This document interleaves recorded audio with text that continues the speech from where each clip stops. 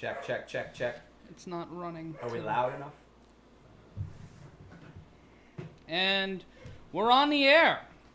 We are on the air on MMA Mania. We are on the air on Bloody Elbow. We are on the air on the MMA Mania and Bloody Elbow Facebook pages, Harry. How are ya? Doing good, brother. And we are on the air on Combat Culture. Hello, everyone, and welcome to UFC 253's live radio-style play-by-play coverage. Thing at the bottom is true. I'm Matt Ryan. That's Harry Terjanian. And for the next indeterminable amount of hours, we'll be coming to you from a dogfighting ring. I'm kidding. That's just my dog barking in the background. She just had surgery, and she's being a fussy jerk-off. There you go. As dogs are known to do, we all know this is fact. Dogs can be fussy jerk-offs, but that's why we love them. Mm-hmm. Tonight, UFC 253, taking place from Fight Island again. Yeah. Fight Island is located where for the people who that are would aware? be Yas Island in Abu Dhabi. In Abu Dhabi. The home of Nirmal from the Garfield series of cartoons. Abu Dhabi. Oh my God. That's and these have gone on successfully well. So far. No Joe Rogan thus far. No, he doesn't do the Fight Islands. He doesn't do any trips. I don't think he's leaving Austin, Texas anymore. Now that he's settled in there. In his compound with his $100 million. Living like a pasha. And also, apparently, a problem for everybody over at the... at Spotify? At Spotify. Joe Budden told you. Joe Budden, the seer of all things, Spotify, after leaving there. But we will be with you. Joe Budden. The Pump It Up guy. I don't know Joe. He had a podcast, a very popular hip-hop podcast on Spotify. I always knew him as Joe Buttons. Am I wrong? Joe Budden. Joe Budden. Not Joe Buttons. What is he, in the mob? I don't know, man. I don't know. It's going to be a long night at the office, folks. But let's run through the card for you really quickly. We'll be with you for all the main card right now. Riddell and De Silva, the final preliminary card fight going on right now. We're excited to have a few thousand of our friends joining us all over the world right now. We're so glad you're taking the time to be a part of the conversation here tonight. And De Silva is down, and it looks like he got kicked in the genitalia, Harry, or some sort of terrible punch. Or got poked in the eye. Ooh, yeah, that's an eye poke. The body posture is the same for either or here. Yeah. But let's look at the replay. Ooh, no, that's a punch. That's a straight-up punch. He got a left hook to the eye, and then, he got the Ronaldinho soccer. I got my eye poked, but really didn't get eye poked. Oh, you're saying he's feigning it. Oh no, yeah, did you see it? It was a straight left hook. I'll show it on you. Do you want me to show it on you? For the demonstration. It was. And he might have clipped him with the knuckle. Yeah, he probably clipped him with a knuckle, and maybe he thinks. Is he known for that? I mean, he's Brazilian. And so we got our first donation. Soccer blood in him. Clumsy G donating $2, starting things off tonight. Thank you. Matt, shave your beard if Khabib loses to Justin. But I'm rooting for Gaethje. Yeah. Why would I do that if I'm rooting for Gaethje? Okay, here's what we'll do. I will shave my beard into a mustache if tonight you donate, if you guys can donate a combined $500 to vote.org, and you send us an email at feltfundraising@gmail.com. The next time we are on the air, all I'll have is a mustache. Okay. So if we donate a total of $500 to vote.org by the end of tonight, I will shave my beard. I'll shave my beard for the next show. All right. If we get 1,000, I'll match it. Just because I'm not as... Well, it doesn't matter. You've committed to this. I like this. I like this version. And I'll throw in my own money as well. I think this is a good-looking version of the beard. Yeah, well, I shaved it a few months ago. Yeah. Yeah, this is like a nice... I like it when it fills in the thing. Sometimes you do the Arn Anderson, the old... Yeah. Which is a weird thing to cut the beard down, but, like, you're going to have a beard, but then you do, like... It's almost like the sideburns. Yeah. You just want to keep the sideburns on. It's like an old-fashioned chin strap. What about doing a big poppy, where you just do the whole thing, you let the whole beard grow...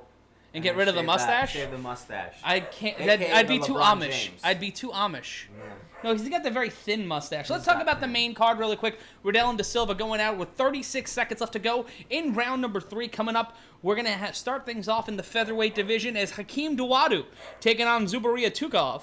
And that will get us started. Dawodu walking into tonight 11-1-1, 4-1 in his last 5, all since joining the UFC. Tukhov is 19-4 in his career, 4-1-1 in his last 6. Then we'll have Ketlen Vieira taking on Sijara Eubanks. Eubanks just fighting a couple of weeks ago on a fight night card, Harry, returning to action tonight to take on Ketlen Vieira. the 10-1 Ketlen Vieira. And that is in the bantamweight division of the women's division. And we continue we have a flyweight matchup. We got a lot going on tonight here as Brandon Royval goes up against Kai Kara France. Is it Kai Kara France? Yeah, Kai Kara France.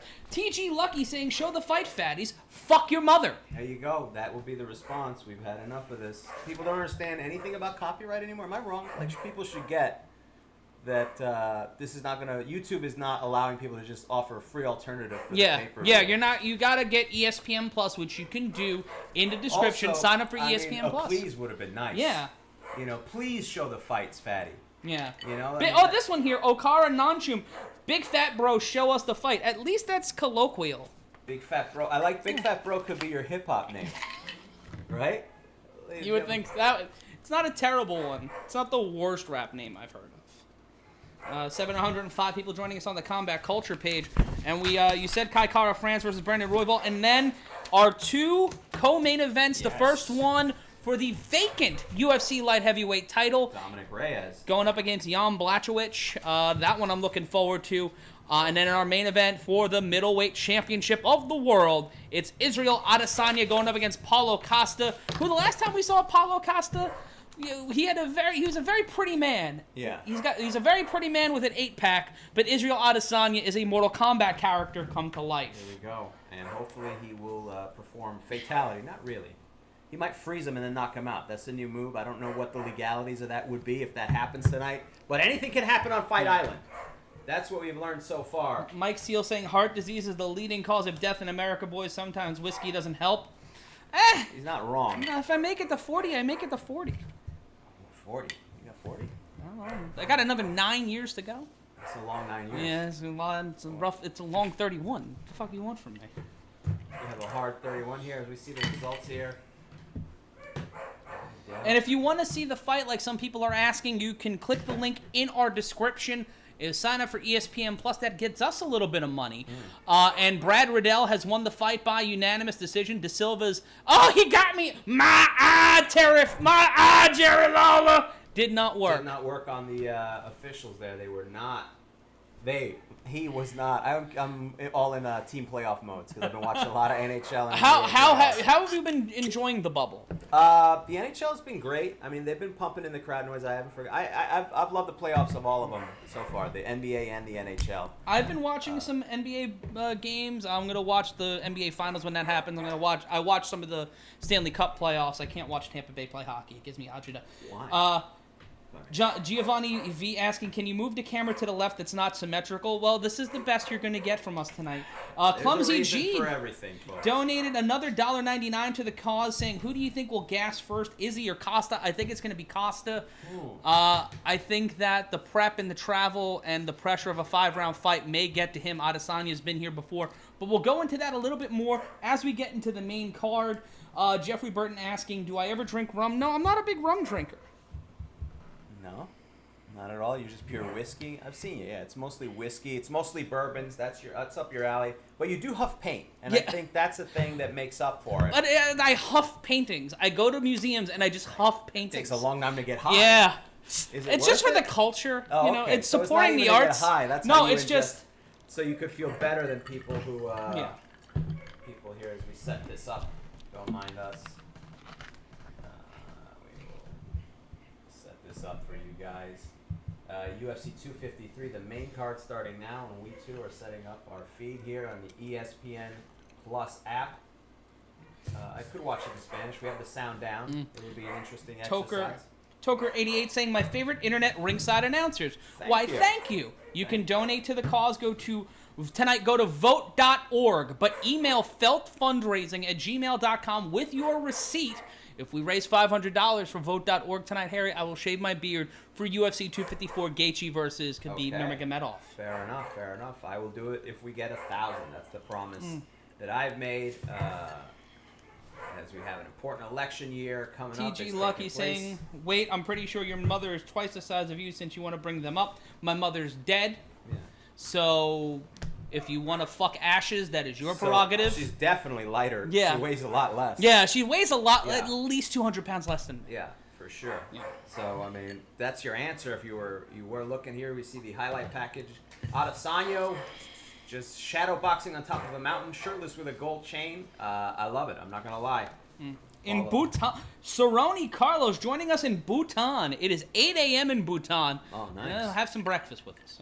Enjoy. Get some eggs and vodka. I don't know. What is the local breakfast in Bhutan?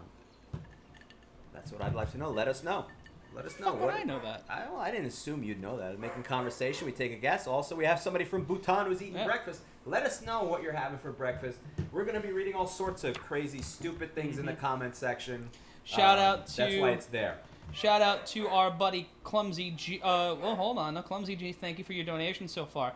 C4 San Diego saying, fuck yes, love you dudes. Well, we love you too. Well, You're a sweetie baby. Enjoying this.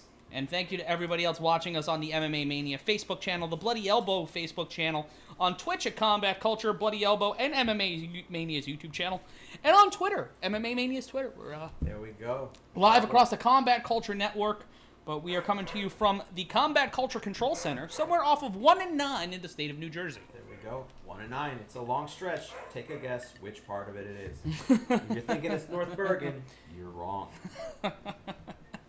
But we'll start things off with Zubaria Tukhugov and Hakeem Dawodu. That's going to be fun to say. That's going to be fun. That's going to be fun to say during this fight. Very fast and very loud. David Cardenia, how long till the main card? We are in the opening video package, so the first fight, according to my wrist, will start in about 85 minutes. Yeah, I don't know, we'll see. UFC is always, they've already running a very big opening package here, opening video package. We're 3 minutes in, by the way. 3 minutes into this so we'll count it down. I mean, if I was a gambling man, you know, what's the over-under? I would say it's going to be a good 10 minutes here, because the last pay-per-view, UFC 252, I feel like it was about 15 minutes in before the first fight, which I think is kind of crazy. First walkout. Yeah. And also, thank you to Circle Creative for subscribing. Harry, we are 3,000 subscribers away from 100,000 subscribers on the Combat Culture YouTube channel. And folks, I want to say this right now. If we get to 100,000 subscribers, I am going to do everything within my power to have the unveiling of our 100,000 subscriber YouTube plaque right here on the show. Oh, wow. That'd be 100,000. We are 3,000 subscribers away, and this is to our bosses at Combat Culture. We will do an unboxing video live on the show. Hopefully, we'll get 3,000 by UFC 254, which is next month. All right. That one's going to be an afternoon show. Okay, now where is that taking place? Yeah, on Fight Island. That's right. Because of the Russian audience. And the closed captioning for UFC 253 brought to you by the thing that I've been doing the most since this last month of quarantine, playing Tony Hawk Pro Skater 1 and 2. How is it? Tell us. Fun. Give us the review. Oh, it's great if you played the game as a kid or you never touched it in your life. It's a nice dose of nostalgia. It's that serotonin you need, and it reminds me of all the times I got pissed off as a child playing that game. That, and also for the Nintendo Switch, we have a Nintendo Switch now. Thank you, Brandy, for the joint present to myself and our moderator tonight, Stephanie Sotilli. Thanks, Steph, in the chat. She is awesome, keeping track of all the donations and all the fantastic. Circle Creator saying, do a Fight Island kit giveaway for passing 100,000 subscribers. I don't know what that kit would be. Would it just be sand? We could use all the empty bottles that you've used. To our 100,000, if you are our 100,000 subscriber, or if you are one of the people that subscribes tonight, until we get to 100,000, we will send you a Combat Culture fun package, which includes a signed art print of Muppet Fry and Takayama, and a signed print of Dana White, tastefully nude. Okay. Dana White unable to join us again today due to he's actually on Fight Island. Okay. But they won't let him out. He's quarantined. But not for not COVID. not for COVID. Not for COVID. For his own well-being. Okay. We hope to hear from he's Dan. Drying out, hopefully. Yes. He's not fit to get on a plane, they said, until he's dried out at least 2 weeks. And he's a puppet, too, so the fungus... That's the weird part. No relation to Dana White. No, none at all. None at all. Legally have to say that. As we see Hakeem Dawodu, 4-1 here. As we're he's on a 4-fight win streak, all but one of those fights, Harry, by way of decision. So there's a guy who's going 15. He wants to go 15 minutes. He's used to going 15 minutes. We last saw him 9 UFCs ago at UFC 244 with a win over Julio Arce. Why the big? Why so long for him? It's more.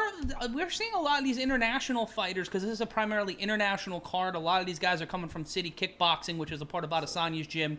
Me and Dave Mannion and Lee Martin over at SBR Sports Picks broke that down last Wednesday on our look at UFC 253. Opari asking, "Is this a pie eating contest?" I wish. I could go for a nice, pecan pie. It's the fall.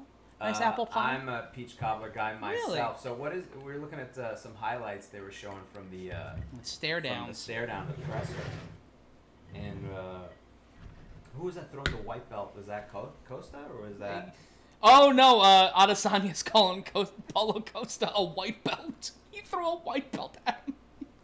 Fucking hilarious. That's what it was. Okay. The balls. I love it. Shout out to Circle Creative, wanting everybody to get. We got over 1,000 people watching us right now. Hit the subscribe button, hit the notification bell, ring the bell, and do all that other shit so you can see some of the awesome videos from our friends at Combat Culture. I'm from MMA Mania. Harry, you're from the Ethereal.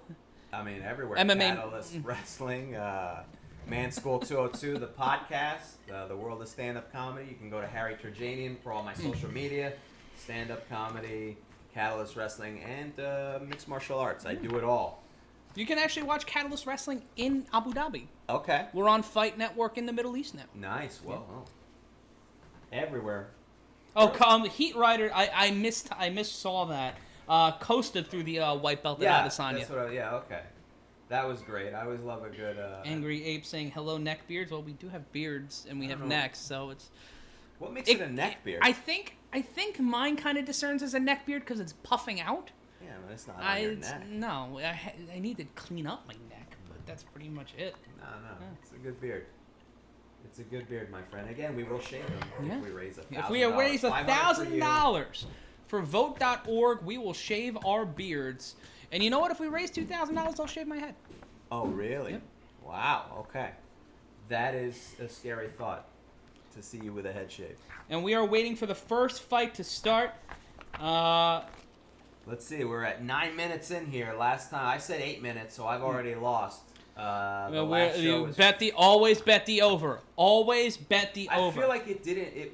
I was gonna say, for lack of better English, it didn't used to be this way. Yeah.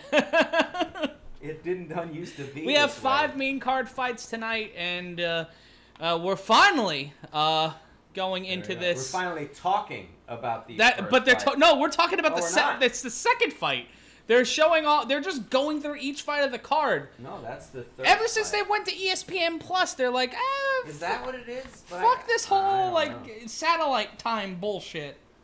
I guess they can do what they want, but yeah, they're running the card in reverse here. Marcian Odej saying, "Hello, greetings from Poland." Shout out. Sniping McSended saying voting is for the privileged who are still pretending the government is still legitimate. That's why we donate to vote.org, so it's a little less like that. And also just to help people, like get old ladies to the polling place and allow people to kind of send in mail-in ballots. Voting is important. It's more of the human thing. And if you want to know who has won in the prelims, our moderator Steph is updating the cards as we go. And a shout out to Steph.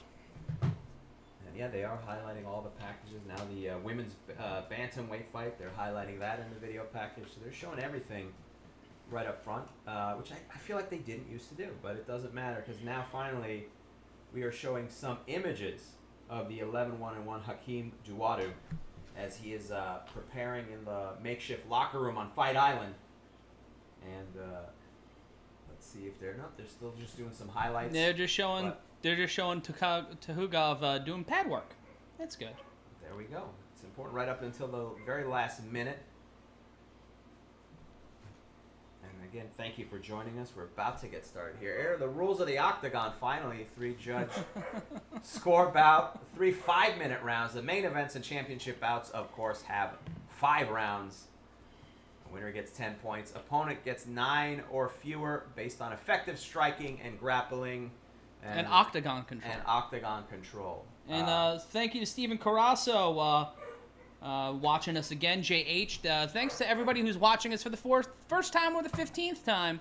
We appreciate you joining us here. We have just passed our 1 year anniversary. Yeah, this is our 1 year. Doing this. This is our 1 year anniversary show. We've done all but one, I think, of the UFC pay-per-views since last year. From last September.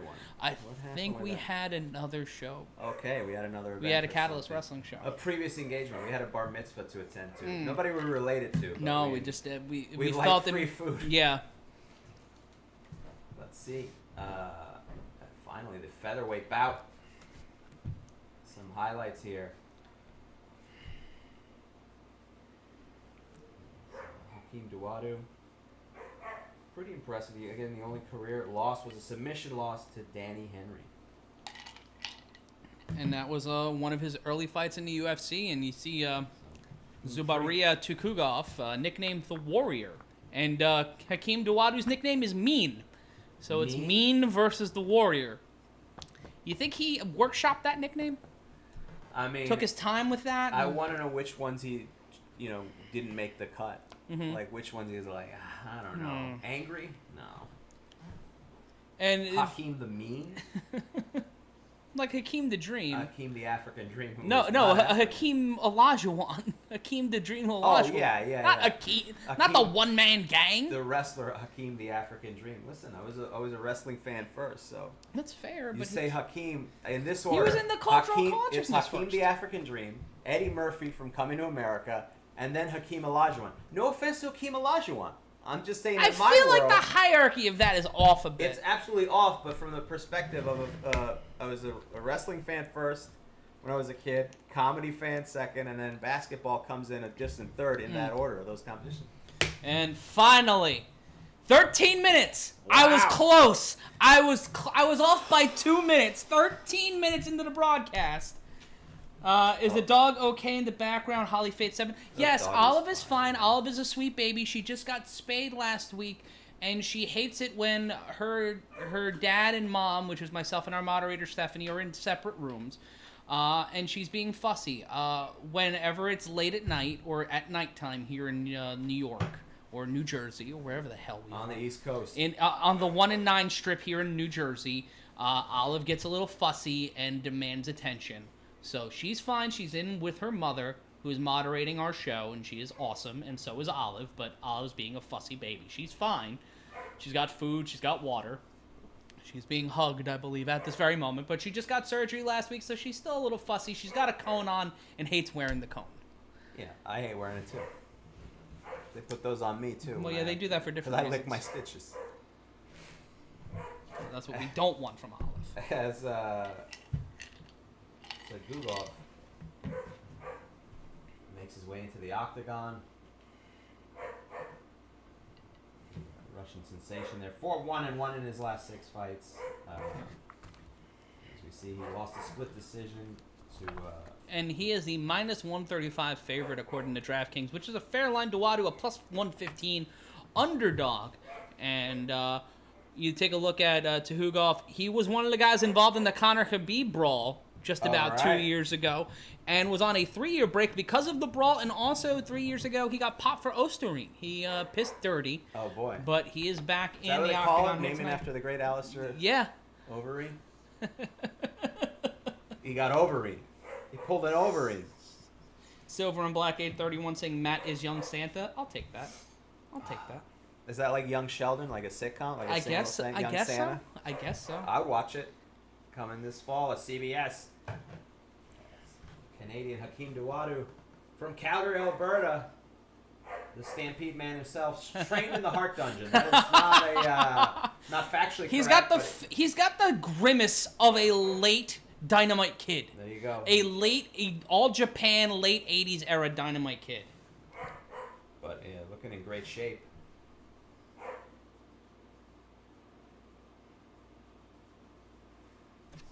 Checking into the fight with his corner, his cut man. Preparing. Shout out to Holy Faith 7 donating $10. Thank you so very much.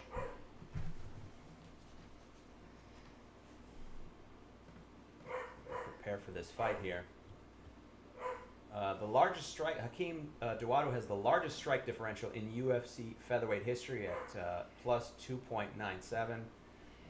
Tied for the fourth longest active win streak in the UFC at the moment. There we go. As he enters the octagon, pacing around, a lot of energy from Dawodu. I don't like that. You're not a fan of that? I don't like. I like the trot, but I don't like it when a guy's got all that energy. It makes them come across pensive and a little jumpy coming out of the box. I get it. You're trying to get all that out of your system. You're trying to stay warm. Do you think you're trying to get it out of your system or pump yourself up? It could go one or two ways. It could. Let's take a look at the tail of the tape. Both of men 29, both of them 5'8".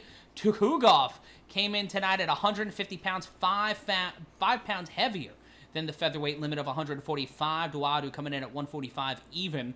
And there's a huge 5.5-inch reach advantage for Dawodu, who comes in tonight 73.5 inches to 68. So wait, is he not? You're saying he's 5 pounds heavier than the limit? Yeah, he's over the limit. Yeah. We've seen that. We see that all the time. Yeah, no. I just want to confirm that's the deal here. As Dawodu is very serious about that nickname. He's settled on it. He's had it tattooed across his Yeah, once you get it tattooed, you really can't change it anymore. Mean Hakeem Dawodu. We are in the official introductions as, once again, our buddy Bruce Buffer rocking his Abuelita couch collection, which you can get at all Robux. Not Sears, just Robux. Just Robux. If you can find one, I think there's 3 outlets still left. Ooh, that canvas is Diego Sanchez got piñataed in his fight, taking a unanimous decision loss, and you can see the results of the fights up until now in the description below. It's also where you can sign up for ESPN Plus and find out more information. Like, subscribe. We are on the journey to 100,000 subscribers, and we want you guys to be a part of it. Brandon Lib83 giving me the definition of pensive. Pensive is involving or reflecting in deep or serious thought. I want them to be in the moment. And Kevin Sataki doing the international I like to ski symbol before he is announced as a referee. I like to ski. I like to ski. Oh, okay. What? He's just touching his nose. I didn't. Or are you accusing of Kevin Sataki of enjoying booger sugar before the UFC? And here we go. I said that's the motion. I didn't say he did. Low kick by Dawodu. I'm trying to help you out. And we are underway. Ike trying to help Ike. And a bicycle kick attempt by Dawodu, who's trying to keep Tukhugov at bay. We are 15 seconds into round number 1. Matt Ryan, Harry Terjanian calling the action for you here tonight at UFC 253. They are in Abu Dhabi. We are somewhere in the state of New Jersey. I won't say it's great because it's fucking New Jersey. 30 seconds gone by as of now. Both men standing in the center of the octagon. Dawodu controlling position, pardon me.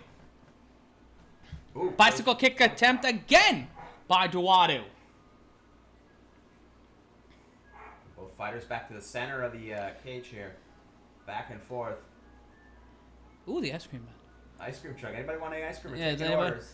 Anybody want a cone or something? Maybe something cherry dipped, like the canvas. Both men standing in the center of the octagon, being pensive, as explained earlier. Low kick attempt again by Dawodu, not landing, trying to go for the ankles of Tukhugov.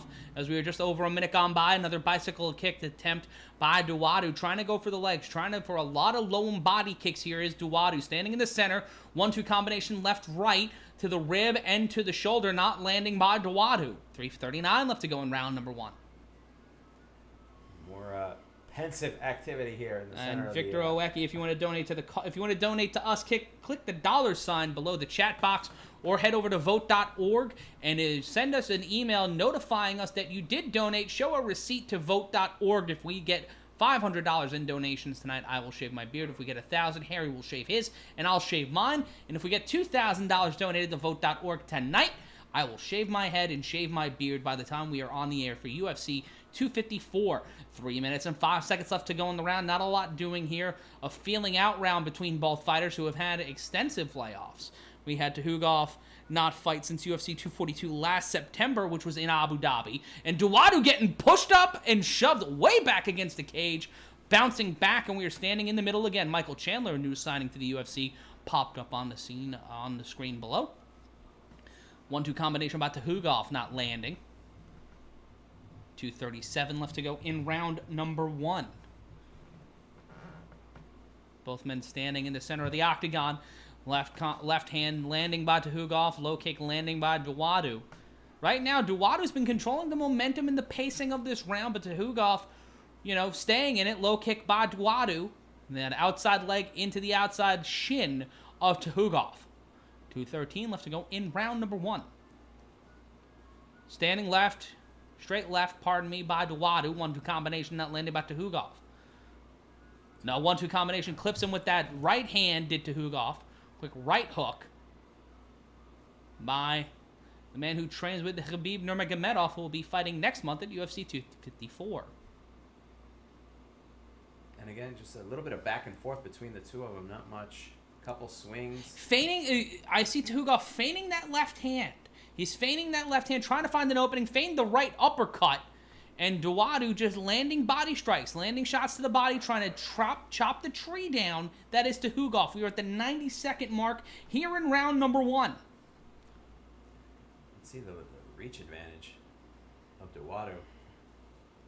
But both men fighters being very careful. Another jab from Duwadu. Straight left. Wasn't that the character from that, was that Total Recall? Oh, yeah, Tuado.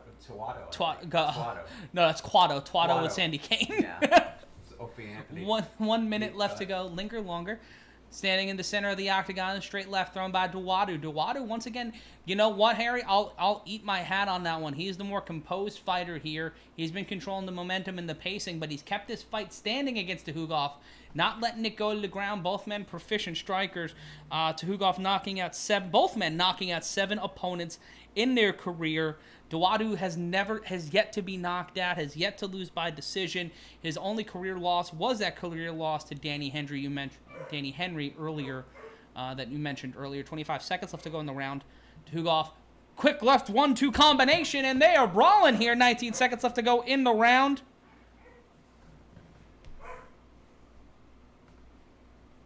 More circling. A couple of jabs here and there from Tuhugov. And we are going to be at the end of round number 1.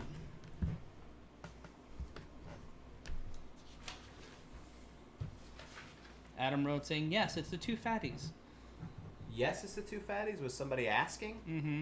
Luis Rebello saying, LOL, the 2 fat dudes who don't know shit about fighting, go train. We're being paid to be here. So...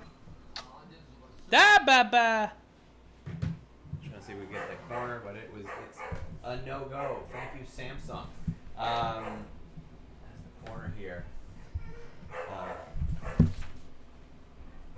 Tuhugov choosing to stand here. Is telling him to continue with the single punches, maintain his composure. Shout out to Flinch Duke Mercy watching us up in the UK.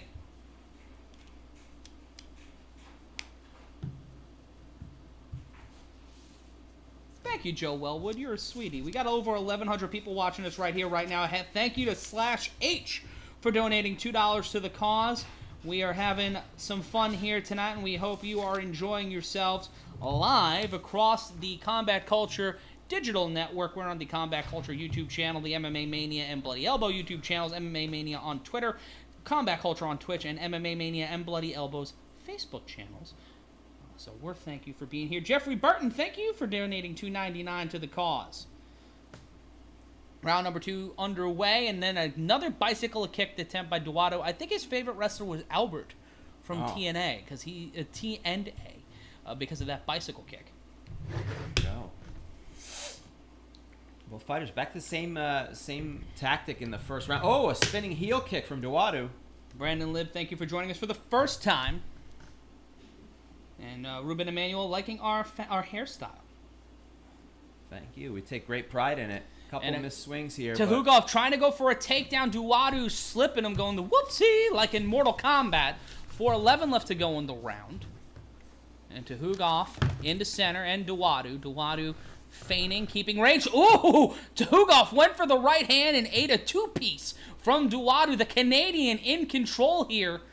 And then swinging wildly was Tuhugov with a left and a right, not landing. Straight left, landed by Duwadu. Quick 1-2 combination, uppercut and an overhand right by Tuhugov landing. 3:47 left to go in round number 2 of 3. Once again, Duwadu has not lost a decision yet inside the octagon. He's had 4 fights go to decision, and he's won all 4 of them. Left hook landed by Duwadu to Tuhugov. And more, both fighters back to the center of the octagon here. Couple jabs from Tuhugov.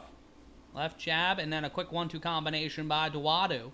Pardon me, Tuhugov landing once again a 1-2 combination. Trying to go for the grapple. Duwadu not getting anything. Quick left hand landed by both gentlemen. Straight lefts by both. Low kick by Duwadu. 3:10 left to go.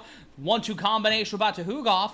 And the nose of Duwadu looking a little red, looking a little inflamed here at the 3:02 mark.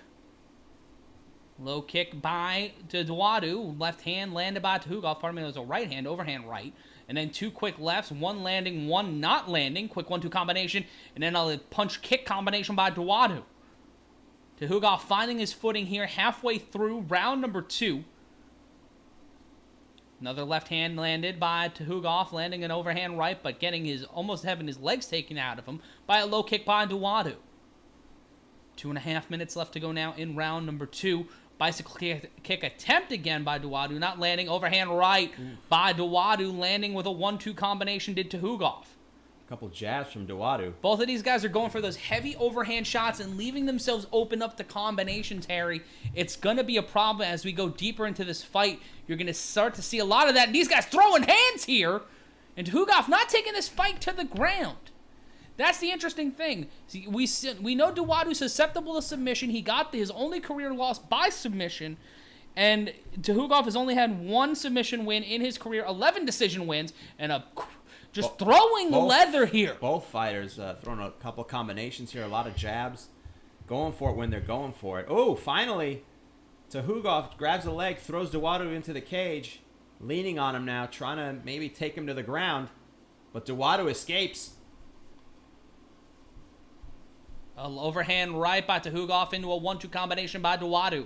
90 seconds left to go in the round.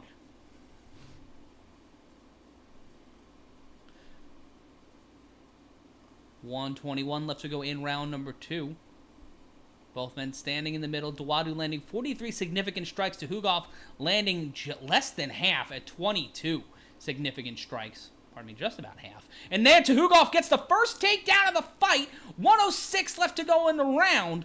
So it took him over almost 10 minutes, about 9 minutes, to get a takedown against Duwadu. Duwadu on his side now. Tuhugov inside control with Duwadu's back against the fence. The leg grapevine by Tuhugov as he lands some rights in control, inside control, with 45 seconds left to go. Tuhugov bleeding on Duwadu. But Duwadu grabbing the hands of Tuhugov, not letting him use any leverage or put him in any type of submission hold here. Trying to hold on, I think, eat his way through the round. There's about 28 seconds left in this second round. And this might steal the round for Tuhugov, because I don't know if it will. And Duwadu fighting back with elbows, just elbowing in the back, using that left or that right arm, pardon me. And now transitioning is Tuhugov to try to take the back of Duwadu. He's got Duwadu's back with 10 seconds left to go. Duwadu on all fours. But Duwadu standing up, one knee in a 90-degree position, now back down after the knee taken out from under him by Tuhugov. Tuhugov in control in a reverse waistlock, and we will go to round number 3. Great round by both fighters there. Duwadu landing more significant strikes, but Tuhugov might have stole that round, Harry. I think he did. I mean, he maintained control at the end. He took him down. Even though, Duwadu was throwing a lot of elbows to try to get out of the position, I think generally speaking, when you're being pinned down, the judges look at that as you have control. Yeah. So it's one of those dangerous things. Some fighters choose to kind of wait it out and maybe, try to hold off for the round, but I think it does cost them in the scoring if you let it go to the scoring. And a shout out to Obedient Master donating $5 to the cause. Finally, a good companion show. Where have you been for the last year, my guy? Been around. Well, thank you. Better late than ever. Yeah, we're so glad you're joining us. And Duwadu's corner telling him, go for the body. Take the body. Keep it there. If you have problems, he has his leg up. So I guess, Duwadu's corner, telling him, take him to the ground a little bit, go work the body. And we're ready for round 3. And Angry Ape asking who the favorite was. The gambling favorite heading into this was Tuhugov. And you can see some swelling on the face of Tuhugov right underneath his right eye and right on the bridge of his nose. You can see some severe puffiness. And here we go, the start of the third round. Third and final round of this featherweight fight. Both fighters coming in very cautiously. A couple kicks from Duwadu. Some bouncing and pacing around for Tuhugov. And in between this fight, Harry, I'm going to go move Olive from one room to another. With the hopes that she'll shut the fuck up. She's and then a sweet doggy, she does not know anything about broadcasting procedures, apparently. A couple missed kicks again from Duwadu. Both fighters kind of being patient here. A little bit of respect for one another. Nobody wants to mess up here. Adam Rhodes saying, love the German Shepherd. She's not a German Shepherd. She's actually a Chow mix, but she's very lovely. You can follow her on Twitter at OliveTheFatBaby. Threadcar asking, are we watching on Fight Pass? No, we are watching on ESPN Plus on pay-per-view because we're in America. 3:56 left to go in round number 3. Both men pacing around to Tuhugov with that hair. He looks like a crust punk. And you can see on his left calf there's a lot of because swelling those from low those kicks by Duwadu's been piecing and him up. Another one. Duwadu just DJ Khaled style. There we go. 3:38 left to go. A lot of pacing back and forth. I think Duwadu has to do something if he wants to win this fight. And points might go to Tuhugov. I don't think so. I think Duwadu's been landing more strikes. He's been the more active fighter. Tuhugov may have gotten a 10-9 round in the second round because of the takedown, but it took him 9 minutes to get there. That's true. And now another takedown attempt at Tuhugov going for the kill, trying to get the single leg, and Duwadu fighting out of it, scrambling and back into the center of the octagon, stuffing another takedown attempt. Is Duwadu trying to stuff a double leg and does both men standing, and I think that gassed Tuhugov. Let's take a look at the defense by Duwadu. Duwadu landing 24 strikes to the head, 13 to the body, 16 to the legs. And it's 22-0 the other way for Tuhugov. Shout out to Flinch Duke Mercy, donating 10 pounds for the cause. All for Jan. Don't care that he's the wrong pick. War Blachowicz. As a Polish man, I say cheers. Part Polish. There we go. Enjoy. I'll refrain. Name's Matt Ryan, for God's sake. I'll refrain from doing my 1970s Polak jokes because I've been told it's inappropriate. It is, and you also look like you belong on Match Game 77. That's 2:25 left to go in the round. That's Charles Nelson Riley. I'm filling in for Jamie Farr. I'm Blair Summers. That's Jamie Farr. 2:18 left to go in the round. And in the midst of our conversation, Duwadu finds himself pinned against the cage by Tuhugov. Again, kind of holding on. Tuhugov tries to lift him down to drop him onto the canvas, but a no-go. A little bit of chain wrestling here, but Duwadu manages to escape back on his feet. Both fighters back to the center of the cage. Jim Rome getting a shout out on Twitter. I never get the UFC, I never get the love from UFC on the little Twitter box. It's usually yelling, fuck you, Dana White. But that might be why. Yeah, minute 47 left to go. They tend to frown upon that in the UFC. Pardon me. She's on Instagram, not Twitter. You can follow OliveTheFatBaby on Instagram. Thank you for fact-checking. Both fighters back to the center here. And an overhand right landed by Duwadu. 90 seconds left to go. Low kick. And yeah, look at Tuhugov's face. He is bleeding from the nose. That left leg is a little swollen. Yeah. Oh no, that is very swollen. And the knee of Tuhugov, very swollen. 1-2 combination landed by Tuhugov. Doing the old Denzel Washington from Training Day, egging Tuhugov. The King Kong ain't got nothing on me taunt.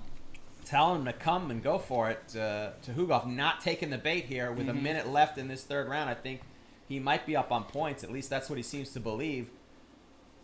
55 seconds left to go in the round. Grapple for a moment, but break up, and they're back to the center of the octagon, dancing around here. Duwadu challenging Tuhugov again to come forward. Tuhugov he has not looked good here. He's on his bicycle. He is doing the Shane McMahon dance backwards around the center of the octagon. And Duwadu pushing forward, but with his arms down. The referee Taunting. in this fight looks like a well-to-do Rich Voss, and it irks me. Kevin Sataki? Yeah, Kevin Sataki looks like a well-to-do Rich Voss if he made good life decisions. 20 seconds left to go in the round. Third round strikes. Duwadu's landed 15 to Hugov 5. That is not a good number. That is a disappointing number. All the way around, you mean? Yeah. Yeah, it's been for the amount of... and another bicycle kick by Duwadu right to the hip. Fight. The first round was good. The second round was interesting, and then the last 3 minutes of this third round really blew.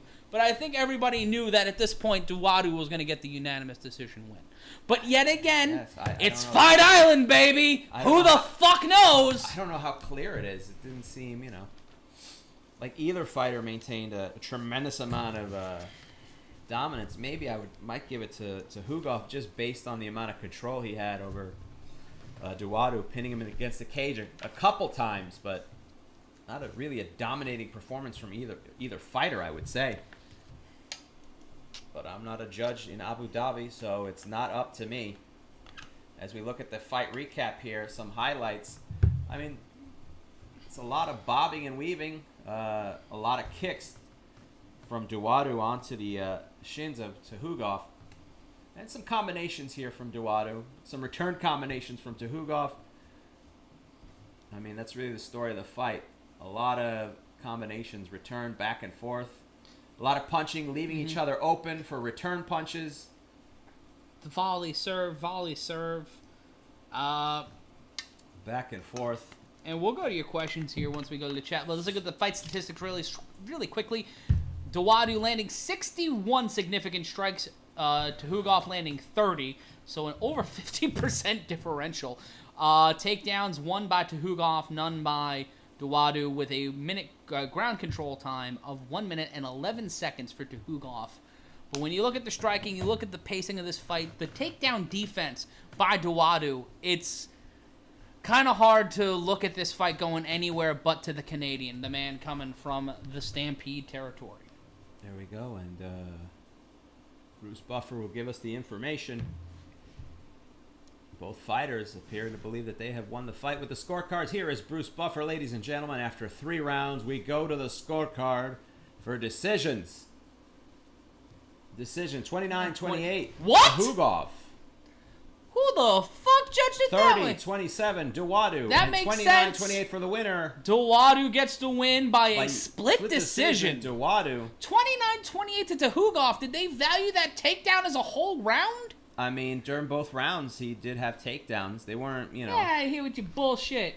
They weren't great, but enough to get that much. But it doesn't matter. The winner by split decision, Hakeem Duwadu. We just had a ghost donate money. Randy Savage just donated $1. Thank you.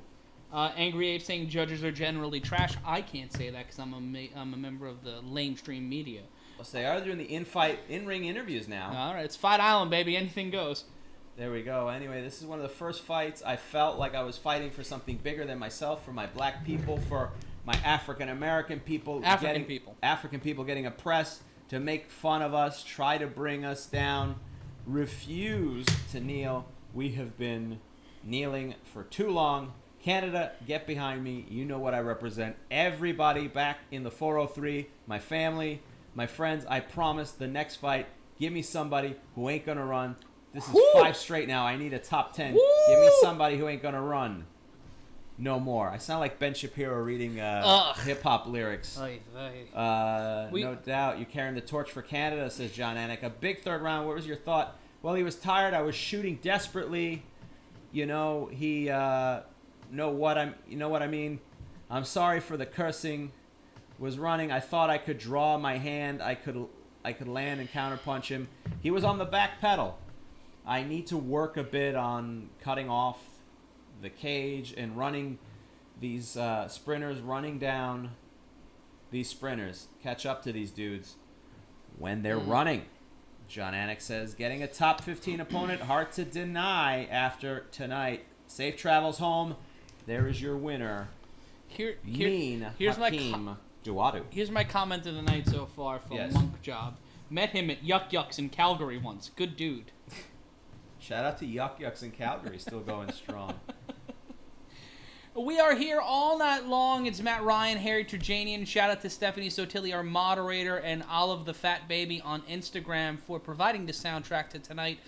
If you can hear it, we're actually speaking in rhythm to Olive's barks, kind of like iambic pentameter. So you'll hear that as the night More goes interesting on. than Shakespeare. Shakespeare, I'm going to throw this out there. Overrated. There you go. I know this during an MMA stream that's a controversial subject. I'm going to tell you right now, Shakespeare. Some LA Lakers slander going on in the chat right now. I think the Lakers are going to win the NBA championship, but yet again, what the fuck do I know? Duadu wins by split decision. We're going to see our next fight. As you can see, indicated by me picking up my format sheet, putting it over here. That means the fight has ended, and we are getting ready for our next fight.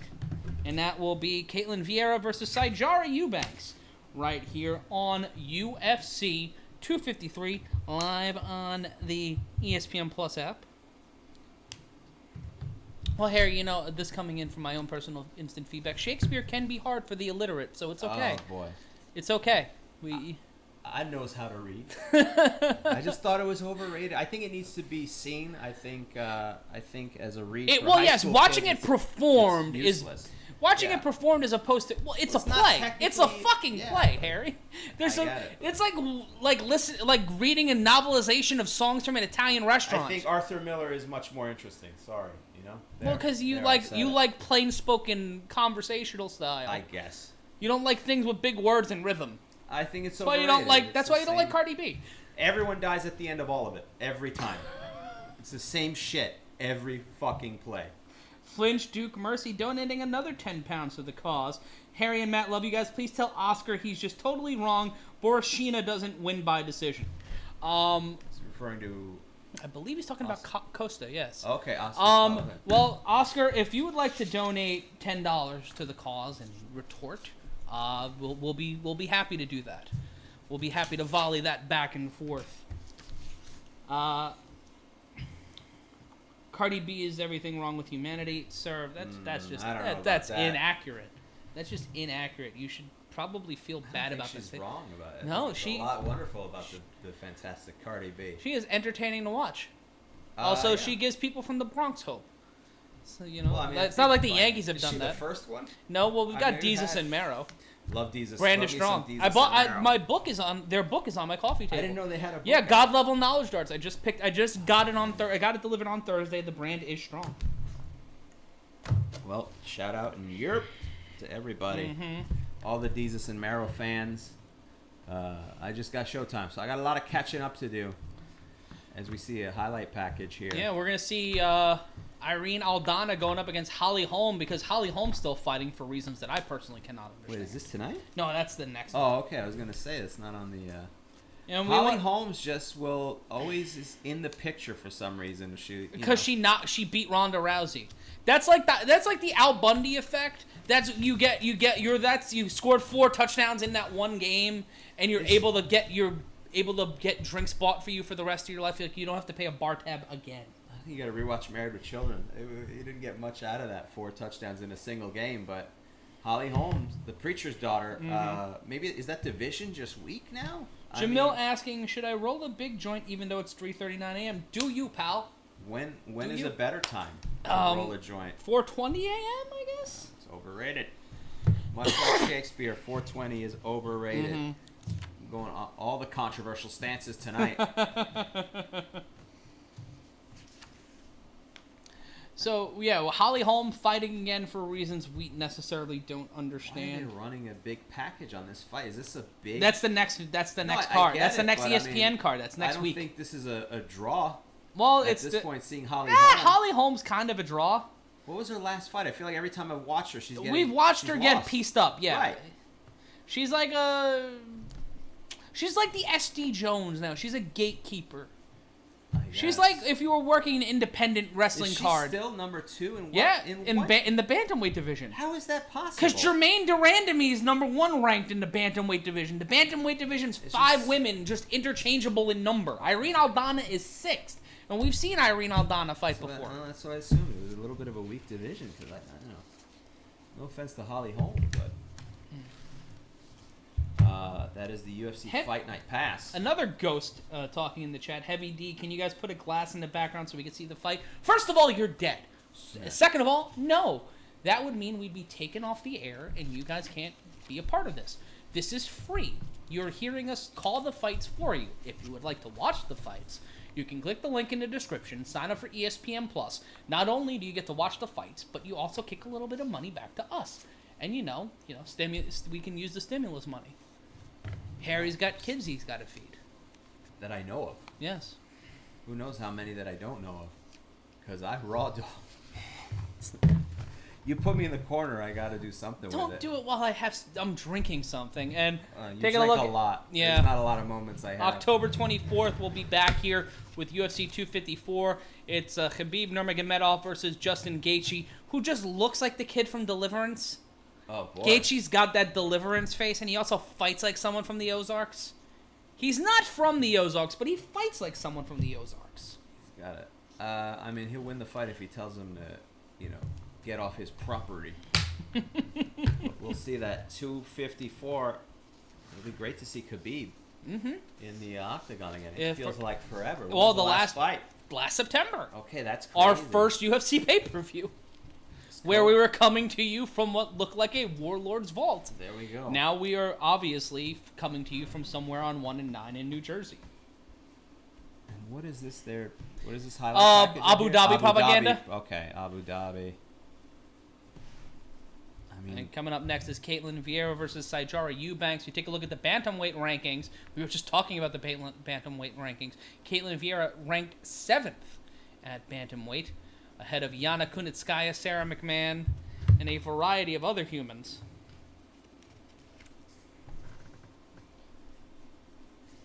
Let's see as they show a little bit inside Fight Island. It does look great. They've done a good job setting it up. Artist got us Ruth saying, "You are useless. How can you comment fight if you never did it?" So then Vince Scully couldn't commentate because he didn't play professional baseball. Marv Albert was known for his crossover. Mm-hmm. We all know this. The only with his wig, like he invented the curly meal trick of taking the wig off. Let's talk. He would do a Harlem Globetrotters thing. He'd take the wig and put it on the guy's head, and then then dribble. Listen, I mean, it's you're an asshole. There you go. You won't hear Marv Albert say that a lot. Look, I mean, this is what it is. This is here for entertainment. You can get your expert analysis somewhere else if you don't like it. It's free. And fuck your mother. There we go. Howard Cosell. Perfect example. Howard Cosell. Much like me, a schmuck from Brooklyn with a loud mouth and opinions. But I don't hate the jockocracy. As much. I love Howard Cosell. About 10 years ago, I had an audio book I torrented of his called I Never Played the Game, which was an entire book of him just bitching about athletes becoming color commentators. It was pretty much the thesis of the book. I don't understand why you would let someone who played the sport. It's unnecessary, Howard. The jockocracy. A great broadcaster, a bitter man, is my understanding, to some extent. At least. Stone philosopher. Harry's last name is Terjanian. It is. Terjanian, of Armenian descent. And thank you for joining us. And you can see my @handle, @HarryTerjanian, for all my social media stuff. Arikad saying your mother as well. If you'd like to fuck Ashes, I can make that happen. Oh, your mom? Yeah. It's too late. You can still fuck my mom. She's around. It'll take some work, but that's your call. CJ knows that their Adesanya and for those asking. Yeah. Adesanya and Costa's fight is the last fight of the night. We are 2 fights into the main card. You will know when the main event is happening. Just hang out. Megan O'Leary has made it to Fight Island. Someone saying we're corny as fuck. Then don't watch.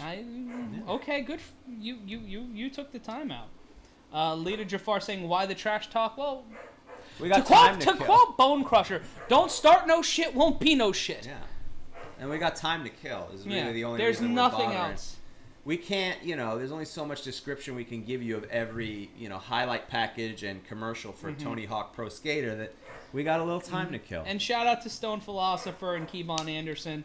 Jamil saying Megan O'Leary would get it. I feel like Joe Benavidez would probably want to have a conversation with you. Just saying.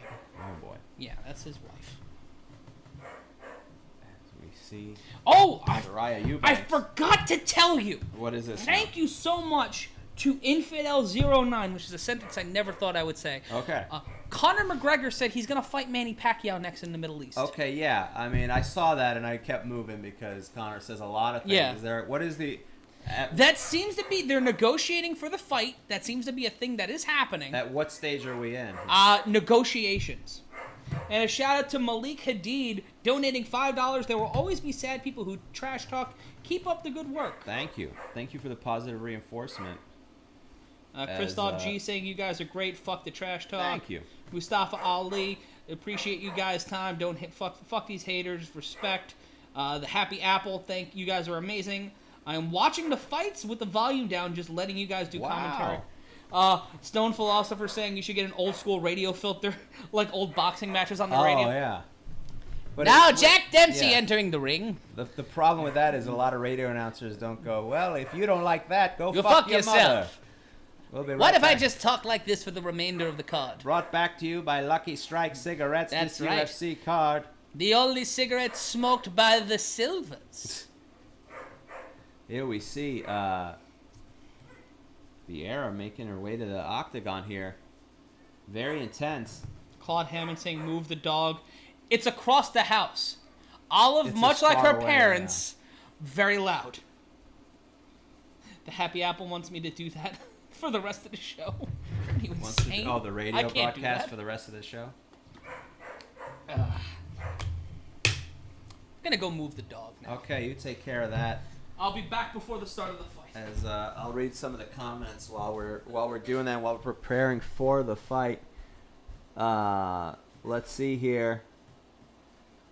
Ruma Trail. Greetings from French Polynesia, guys. Well, thank you. We got an international crowd tonight.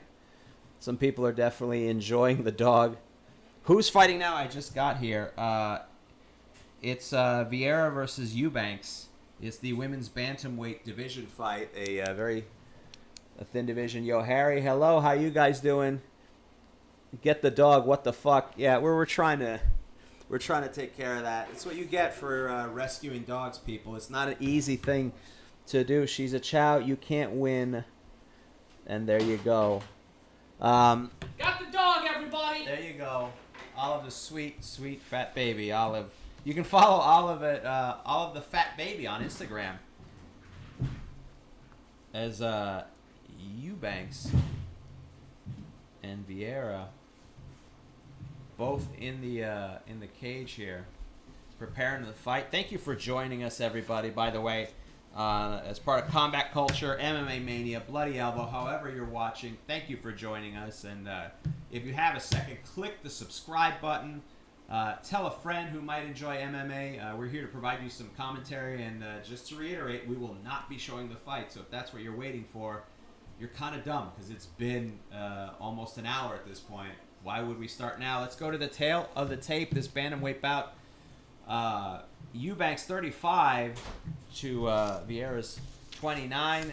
Vieira with the 5'8" height advantage to the 5'4" Eubanks. Weight even at 136. The reach 68 for Vieira and 67 to Eubanks. As Bruce Buffer apparently he's torn up another casino carpet to make his jacket. Always looking amazing.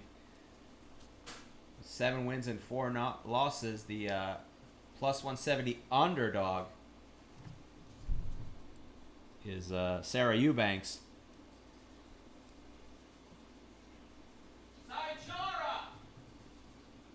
Sijara being introduced here, pumped up, ready, leaping, jumping up. A lot of energy here.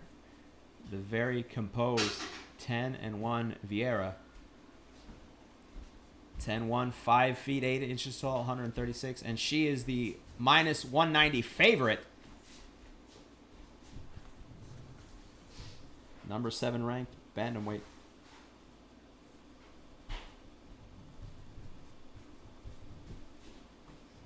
Ketlen Vieira very excited, in unison with Bruce Buffer's introduction.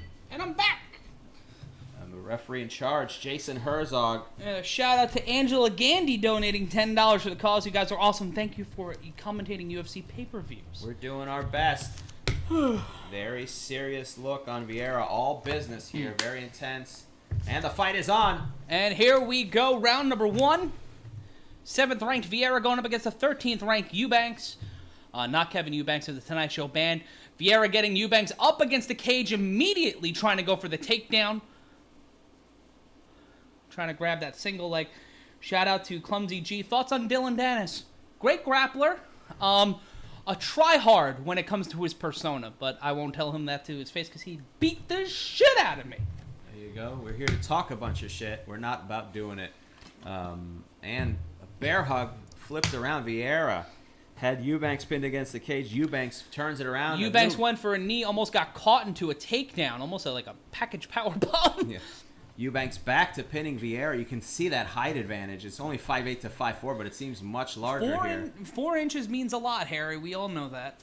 Just about over a minute gone by in round number 1. I tell women that all the time. Here we go back to the center of the octagon. Justin Stone said, we talk that shit, just not do that shit. Yes. Yeah, I just said that. 1-2 combination by Eubanks and a low kick. Vieira coming right back with 2 overhand lefts and rights. Almost got an eye poke there.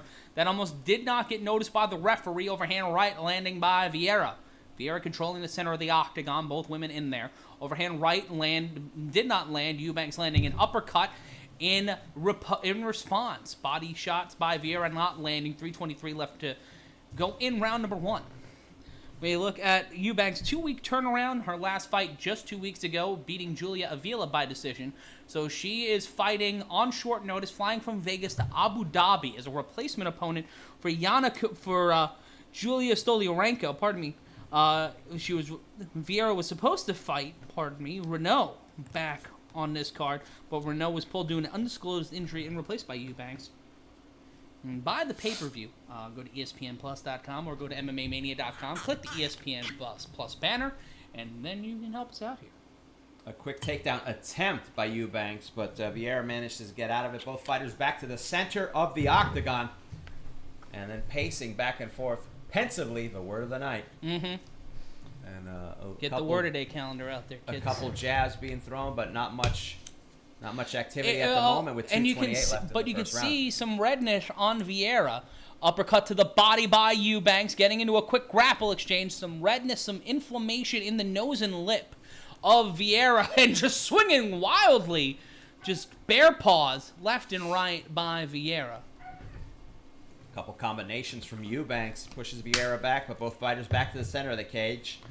Tonight, for those who are asking, Douglas Ebermansky asking, what am I drinking? I am drinking Jameson Black Barrel. I am drinking Everclear with a little bit of Snapple to give it some taste. I keep wanting to say Kevin Eubanks ever since you mentioned it. Kevin Eubanks at the center of the octagon. Standing in the center now, Vieira landing with a quick left. Right hand not landing.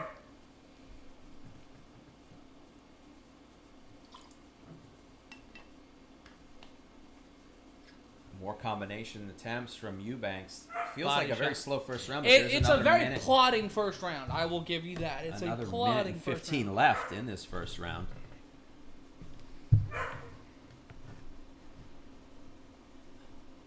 Couple punches being thrown by Vieira.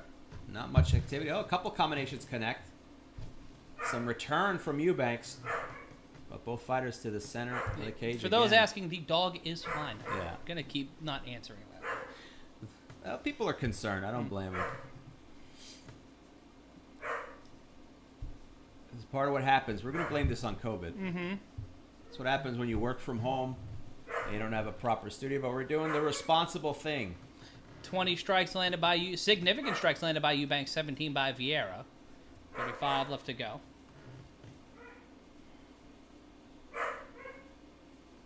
Oh, a couple wild swings taken by Eubanks. Back and forth, back and forth. Pretty even round so far. Yeah, it's been an even round that I think Eubanks might have okey-doked herself by taking that early fight. FNS 4x4 saying, I told you about Chow's Will of Iron, Face of Teddy Bear. That is accurate. True. That's and Eubanks on her back now, wrapping her legs around Vieira. Vieira in top position, but Eubanks not allowing. And that is the end of the first round here. Anything to happen. Now let's see if we can hear. Hey, Natalia, you're back. Natalia 19124 from what I believe Philadelphia, joining us once again on the stream tonight. Okay, let's see. Let's see. Eubanks corner working on the nose, trying to get some breathing going here. You're doing an excellent job, her corner says. Shout out to David Brown from the Bahamas watching us tonight. That takedown might have stolen the round for Vieira, so you gotta...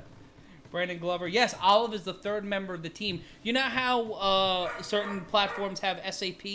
Right. Olive is speaking dogs. So for those with dogs at home, Olive is doing the blow-by-blow for dogs. We just have to... We don't have a mixed minus, so everything's mixed in together. There we go. I don't know if we can do anything to adjust it, but, you know... This is the first time. This is not the first event that Olive has been part of. No. And yet this is the first one that she is missing her papa. Perhaps because she just recently got spayed. Yeah. I'll bring the dog out in between fights and have her wave to everybody. Well, let's see. Maybe you can... I don't know. Let's see. Back to the center. Both fighters showing some sportsmanship. Government bill. I'm drinking Jameson Black Barrel and Coke, and we're in round number 2. 10 seconds in. Right hand landed by Vieira.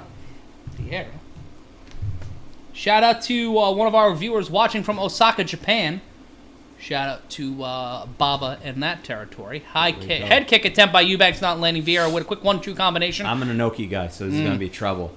Kings Road all day, every day. Here we go. 1-2 combination now. Vieira trying to go for a takedown, and she does. Trips out that outside leg, and now in top position trying to get mount, but Eubanks locking the legs of Vieira. And Vieira trying to maintain control here. But Eubanks with good defense, wrapping her legs around Vieira, trying to keep her close. Let's see what Vieira is going to attempt to do here. Tries to throw an elbow, but Eubanks quickly wrapping up, grapevining, using the bear hug there. Trying to hold on to avoid any damage. 3:45 left to go in round number 2.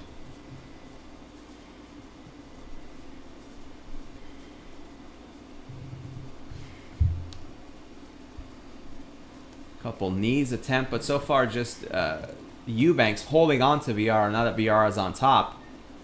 Vieira desperately throwing a couple punches, but the arm's being held down by Eubanks. And shout out to Chronos Magi donating $5. You guys rock, love the hair. Well, thank you. And Eubanks' head pressed against the octagon in bottom position. Vieira in top position. And now locking the legs around. 3:09 left to go in round number 2. Bit of a bear hug. Eubanks attempting maybe to go for a Kimura. Could be going for a Kimura from the bottom, interlocking the legs. Has the right arm over the right arm of Vieira. And right now, thank you so much to our buddy Freezy Jeff, first time here watching the show. Douglas Abramaski saying he has a shirt like mine, needs one like Harry's. There you go. Old Navy is the place to go. And the referee breaks this up to try to get some more action in here. Referee Jason Herzog. Loved him on the Wonder Years. Both fighters back to the center of the octagon. I guess that was the right call. There wasn't much going on there. Let's keep it. No, neither fighter was in. And we've seen some fuckery with that before on Fight Island. Uppercut landed by Vieira. Both fighters standing in the middle. 2:10 left to go in round number 2.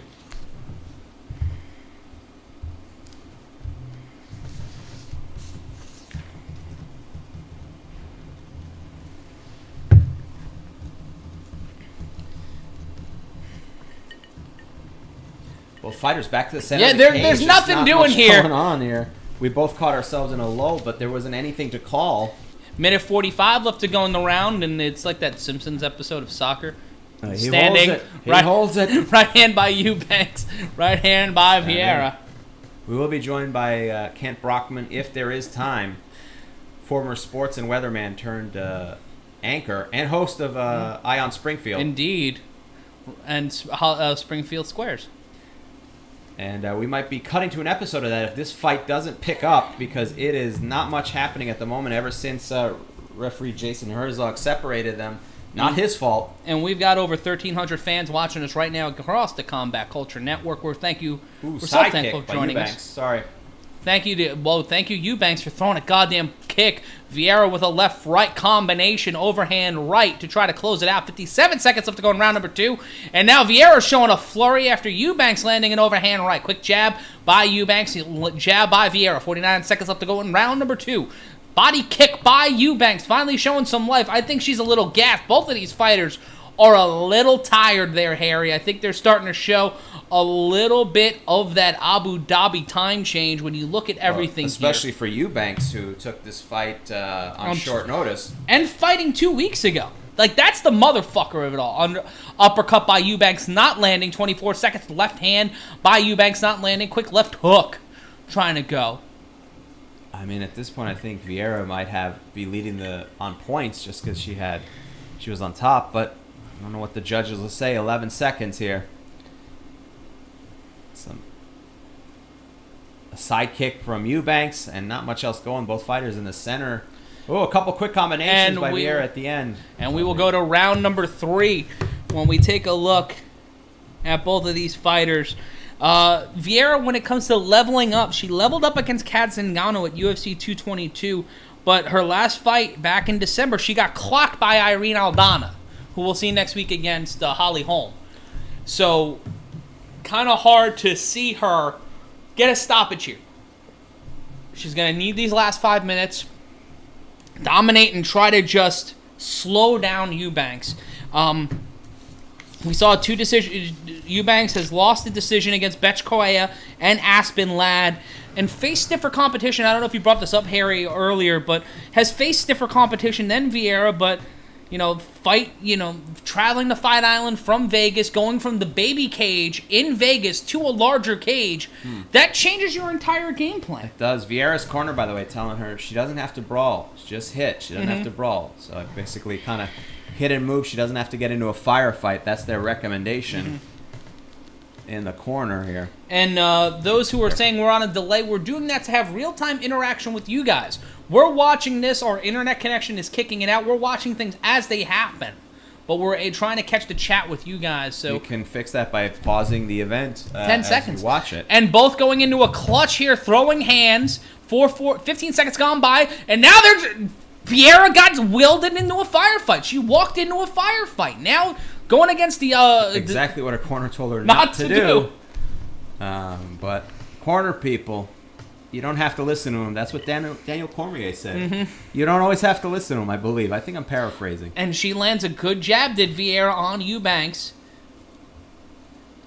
Trying to go for the takedown, did Vieira. Not getting it. Trying to gain position here. Has the left arm underneath the armpit of Eubanks. Eubanks trying to swap it out. Maybe tried to go for a hip toss. Vieira landing 43 head strikes so far in this fight to 18 by Eubanks. So in the strike differential, big advantage for Vieira. I think she's going to get the win here if she continues to go at this pace. As we head deeper into this fight, she's been able to get the takedowns. Eubanks was someone I know my friend Lee Martin was rooting for, but Vieira's kind of has the momentum here and has all the intangibles to kind of walk out of here with that win. 3:42 left in this round. Anything can happen here, but let's hope, and I literally hope anything happens because it's been a slow fight. Yeah. So far. It's been a pay-per-view card that has not been kind of a pay-per-view card so far. It's not been the best so far. No. A high kick from Eubanks lands, but Vieira managed to throw some combinations after. And Vieira just swinging wildly, not getting anything doing, but swinging wildly, swinging away like the third act of Signs, a terrible M. Night Shyamalan movie. Yeah. And Marcin Gortat in the conversation at the bottom of the left-hand side. Also, Ken Shamrock jacked to see Adesanya and Costa after going after for the strap. They're different breed. Let's go UFC. He's just happy for fights in general. The legend, Ken Shamrock. Going into the Impact Wrestling Hall of Fame. That deserved that reaction. 240. Oh, I mean, I'm happy. Round. I'm glad he's in there. I mean, and just it's a thin Hall of Fame. Yeah, continuing to throw hands here. Ken Shamrock does deserve to be there. Yes. First NWA TNA champion. That's true. 2.5 minutes left to go. The only real sport, professional wrestling, the only sport that really exists. Mm-hmm. And this is like when you're watching a blowout Met game. Oh, we just start telling anecdotes? Yeah. Some Bob Murphy low kick. Stories. The Vieira landing a leg kick. I got a flat tire 3 weeks ago. And as soon as we say that, quick flurry from Vieira and Eubanks, lefts and rights, but nothing really landing, nothing of substance. And a fight is slow. It's boring for you, but it's murderous to us because we have to fill time. Combinations, though, a little bit. Vieira throwing some punches there. Eubanks eludes. Turns, maintains control of the center of the octagon. Vieira swinging wildly. You can see the height advantage coming into play. 1:40 left in this third and somewhat tedious round here. Mm-hmm. The round started off, pretty heated and then has cooled down. 90 seconds left to go in the round, and what feels like a unanimous decision victory for Vieira, but who knows at this point? Well, I haven't kept track of the strike totals, but it feels fairly dominated by Vieira, at least in quantity. But that's what happens when you let it go to the judges' scoring cards. It becomes subjective. Vieira tried to go for another takedown here. 1 minute left to go in round number 3. But as has maintained true for this whole fight, nothing ended up happening. Mm-hmm. Shout out to Douglas and Brasky. You guys will most definitely be popular. I'm going to promote combat culture for sure. Thank you. We appreciate it. Thank you very much. And also, we have the Happy Apple will donate before Gaethje and Khabib. And this is the best compliment I've ever gotten in my life from Richard Borodin. Matt looks and sounds like Patton Oswalt. That's a compliment in this house. Might not be anywhere else. Big Patton Oswalt fan. There we go. One of the greatest of all time that ever did it. Mm-hmm. And I met Patton Oswalt. A weird fashion here, a bear hug, and trying to go for a takedown is Eubanks. Got her in the Luther Campbell into a knee bar. Vieira takes a Luther Campbell into a knee bar. Trying to finish the fight with 5 seconds left to go. Eubanks switches the position into side control, trying to finish the fight, and she can't. We will go to the scorecards, but that was the most active 10 seconds of the whole fight. That was one of the most impressive things I've actually seen in the UFC, period. Ironically, in that fight, Ketlen Vieira was being bear hugged, got on all fours basically, and then rolled into an ankle lock that would make Kurt Angle jealous. A beautiful jiu-jitsu roll into the knee bar. I almost said gimmick. There you go. And we're looking at some of the highlights of this fight. And thank you, Government Bill, saying I fucking love Matt Ryan. I fucking love you too, pal. Well, thank you. First time on this Fakakta card, I can get my thing going. The yelling, the sports yelling. Go. That's your gimmick. Vieira had shown a lot of highlights here as we watched, some side kicks, but the story is a lot of punches from Vieira. Vieira controlling this. I mean, these are the highlights. Yeah. Eubanks thinking she has won the fight. Wow. Okay. Well, somebody's going to have to break it, and Bruce Buffer's going to have to break her heart. Oh, boy. I would say, but who's going to tell her? It's going to be Bruce Buffer. We have the answer to that. Who's going to tell her? It's going to be Bruce Buffer. Ladies and gentlemen, after 3 rounds, we go to the judges' scorecard for the decision. All 3 judges have scored this contest 29-28, with a winner by unanimous decision, Ketlen Vieira. So Meredith Vieira has beaten Kevin Eubanks here tonight. That's the story. The 2 fighters embrace here as Jan Blachowicz will be in the octagon with the translator. It is great to see you, Jan Blachowicz says. Who looks like fucking Ivanka Trump's husband. Yeah. Jared Kushner? Yeah. Richard Alvarez watching us from Hawaii. Shout out, my man. As we wait for the translator, because I do not know Portuguese, despite what some people might think. I only know Spanish. I feel very well. I got to give this honor to Jesus. And Adesanya, this is all for you. This is in your honor. You got Pablo Escobar from Colombia. Man. Oh, dad? Oh, maybe it's her dad. The closed captioning people think it's daddy, but I don't know if they know Portuguese either. They're just taking their best guess. My mom's birthday's on the 28th. Oh, happy I'll birthday. be flying back to Brazil. I want to give her a big kiss here. John Anik saying, I know you dealt with some injuries. I know it's been a long time away from the octagon. You got a big fight. There's a big fight in your division next weekend, referring to the Holly Holmes fight. How do you feel about that? What do you look forward to? And see the answer. Shout out to Usman, by the way, saying great fight via Twitter. Shout out to St. Louis and Australia, Winnipeg, Manitoba, coming in joining us tonight. Shout out to Jamil's mom, whose birthday is tomorrow. Happy birthday to Jamil's mom. She's saying, I'm like an arrow. You got to pull it back to go forward. In December, it wasn't me, but I'm on my way now to being a future champion. I can see it. Especially in that division. Yeah. Where Holly Holmes is ranked number 2. And Jermaine Durandamy's ranked number 1.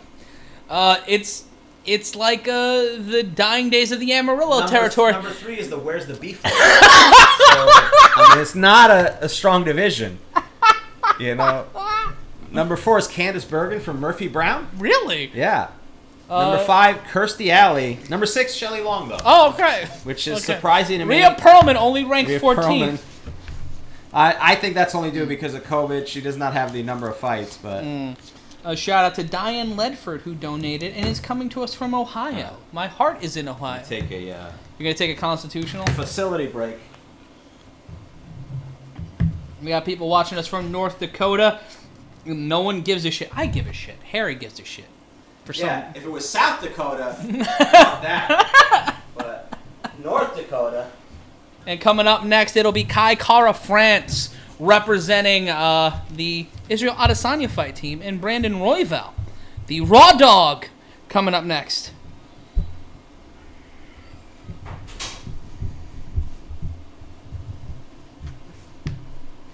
Coming up, that's the fight coming up next. People keep asking Israel and Costa. 3 fights. We're 2 fights away, folks. We got 2 fights left to go. We've got Kai Kara France and Brandon Royval. We've got Dominick Reyes and Jan Blachowicz for the vacant light heavyweight title, even though it should be a light heavyweight title fight anyway. And then we have Israel Adesanya and Paulo Costa for the middleweight title. City Kickboxing is 1-1 with 2 fights left on this card. Thank you, the fight inside the fighter.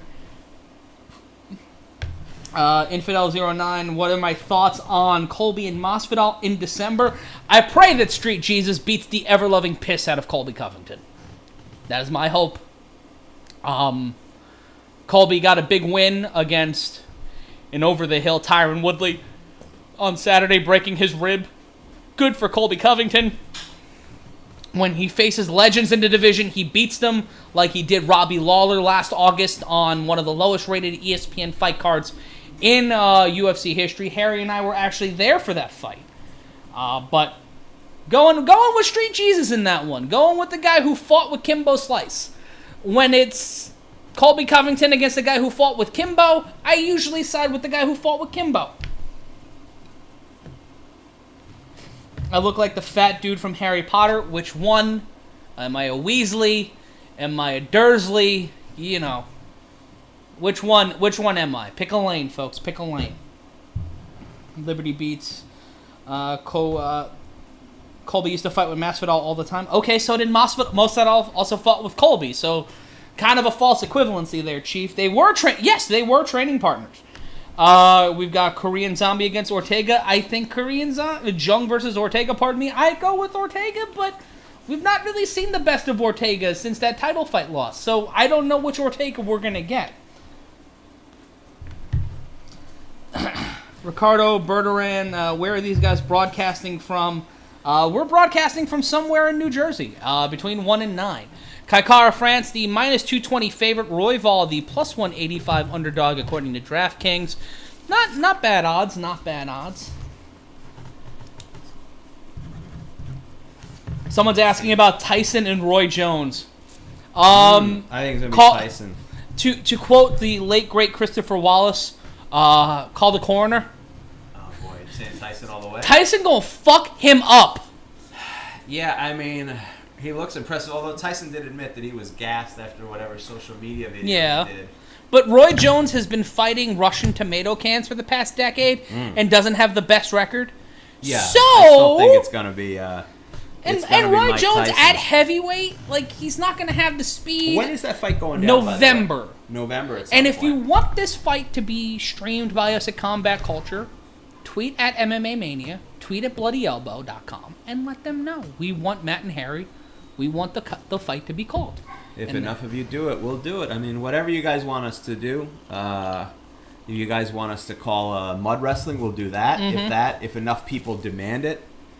We won't do bum fights anymore. Yes. No, not anymore. It gets too sad. I didn't realize they killed both bums at the end. I didn't understand how that works. Shout out to B-Rad listening from Colorado. Thank you so much. Thank you. Losa Madison saying, wow, you're big and squeaky.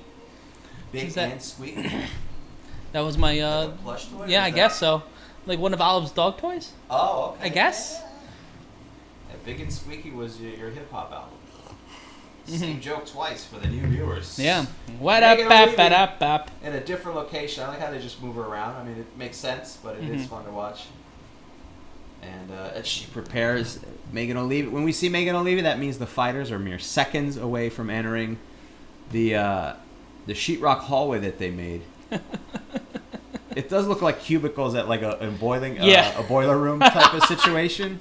Wait, did you hear that Vin Diesel put out an EDM single? I didn't know it was EDM. That doesn't make it any less concerning. Yeah. Or it doesn't make me want to listen to it anymore, as Brandon Royval, number 9 ranked, will make his way to the check-in point here. The 28-year-old. A lot of energy, very excited.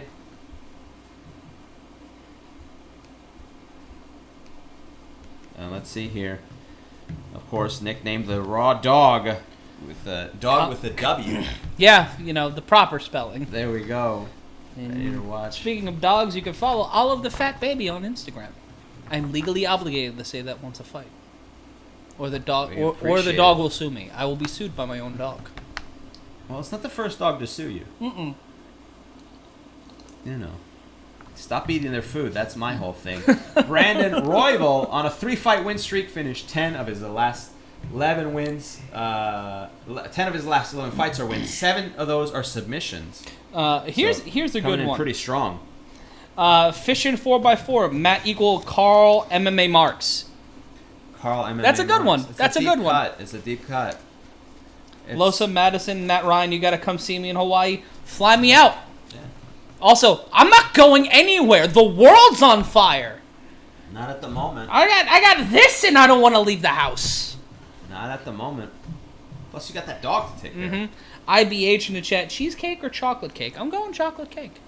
Cheesecake all the way. Really? What the fuck are you talking about? It's not even close. I like cheesecake, but I don't like it more than chocolate cake.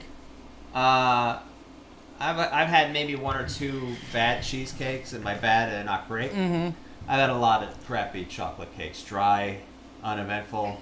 You think you could just take a dry ass cake and put some chocolate on it and act like that's a thing? Well, I'm thinking it's the peak of chocolate cake against the peak of cheesecake.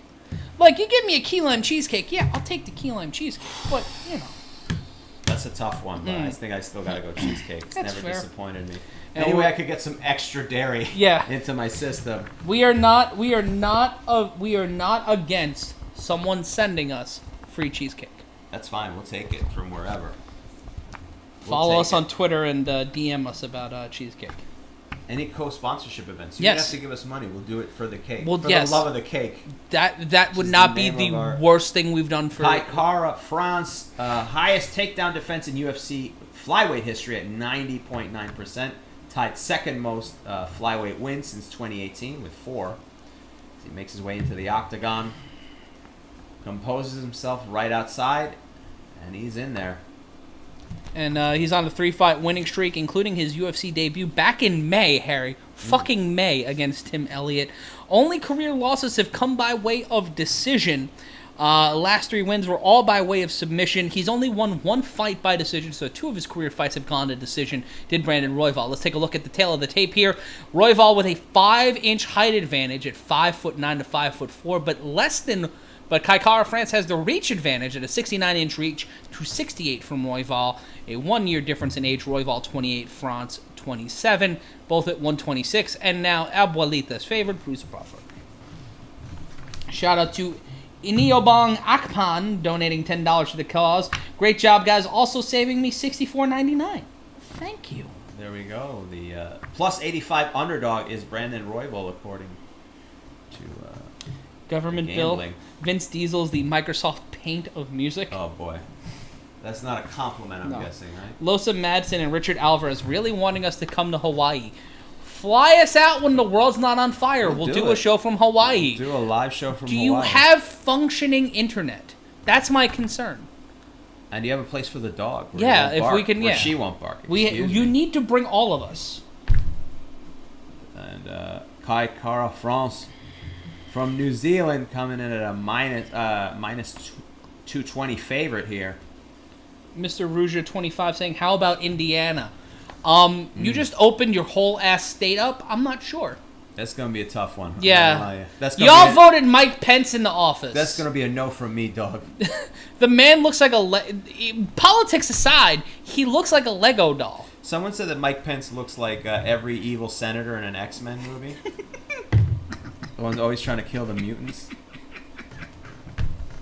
I forget who said that, but he does look like he... I don't know why I just laughed like... Because he does look like... No, I just laughed at like Burt Reynolds in Smokey and the Bandit, and here we go. Outtakes, here we go. Royval moving around, head kick attempt already. Low kick by Kara-France.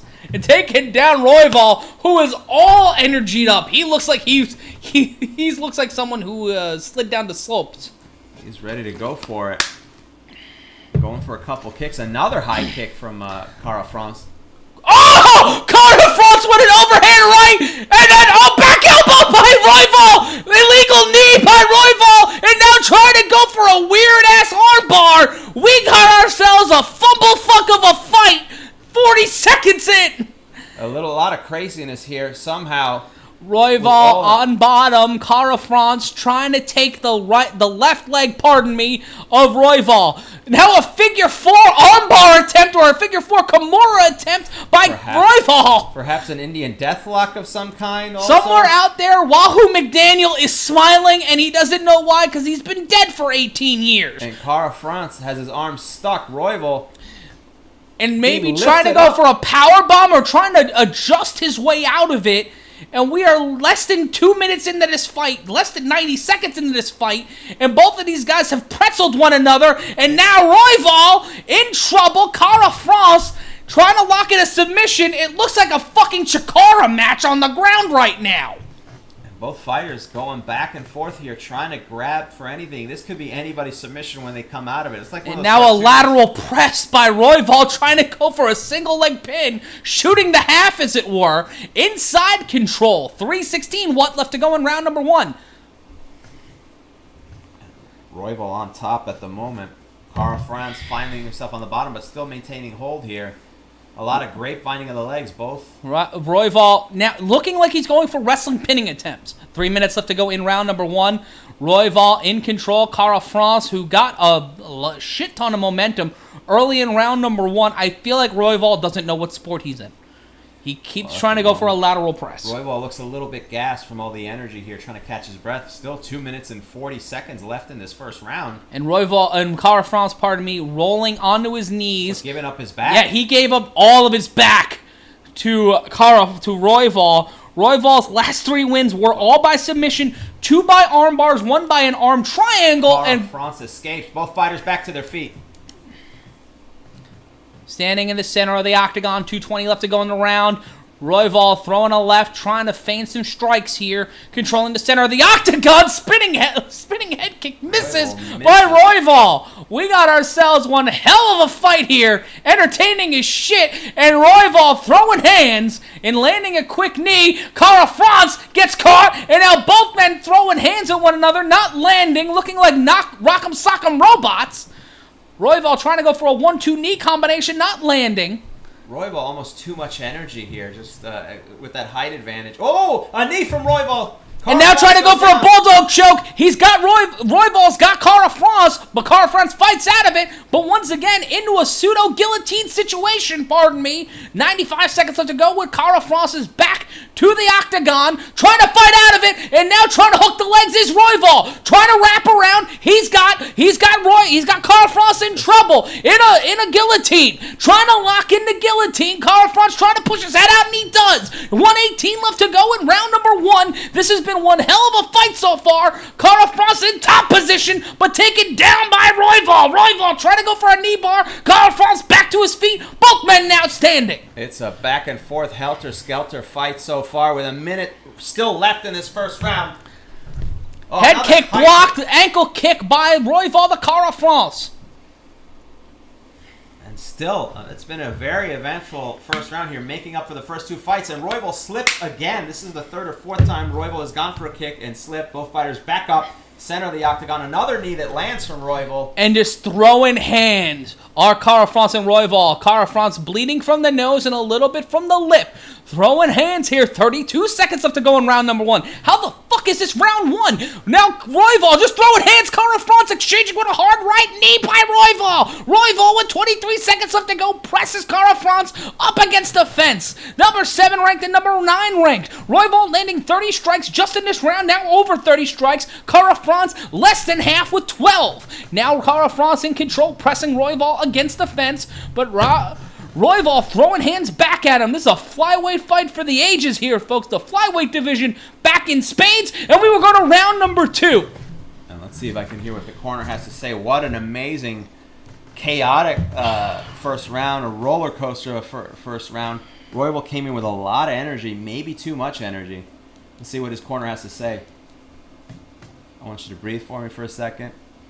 Listen to what I'm saying to you. You can't crash into the right hand. I need you to work away from the right hand because it's the only thing he's caught you with. Your rolling was amazing. When you get tight, flying elbows. Let's see. Keep watching and look at the highlights here. A couple kicks. Ooh, a kick Royval throws, but Cara France landed a couple fights. And, oh, a knee. Oh, a knee. Yeah, Cara France got fucked up in that That was first very round. close to being an illegal knee. It could have been called an illegal knee. Yeah, that should have been an illegal knee. I mean, what's the definition Tomio of being Thomas down? just spamming in the comments, illegal knee, illegal knee. Yeah, that was an illegal knee. Here we go, round number 2. We roll on. Right hand landed by Royval. Ooh, a high kick from Royval. Another knee. Royval just mounting pressure. Cara France trying to keep striking with him. Overhand lefts and rights. Knee attempt by Royval. That knee and those kicks have caught Cara France a couple times. Low kick from Cara France. Some exchanges. Ooh, some kicks from Royval. Cara France in a bit of trouble, back against the octagon, trying to shoot the takedown, picks him up, but almost gets caught in a guillotine by Royval, and he's caught in a guillotine! Standing guillotine! Cara France is now on his knees, face down, ass up, and now the guillotine locked in by Royval. And that's it! It's over! Brandon Royval! Less than 40 seconds into round 2, as an apoplectic Cara France sits in futility. He'll go to 21-9. He'll go to 4-2 in his last 6 and lose his first fight by something other than a decision since joining the UFC. His last win was back in February to Tyson Nam, and that is the 3rd time in his career he has been submitted. That is the 4th straight submission victory for Brandon Royval, and the first one not to include an arm submission in the last 4 fights. Not from a lack of trying. He tried everything. Arm bars, leg bars, ankle holds, anything you can think of.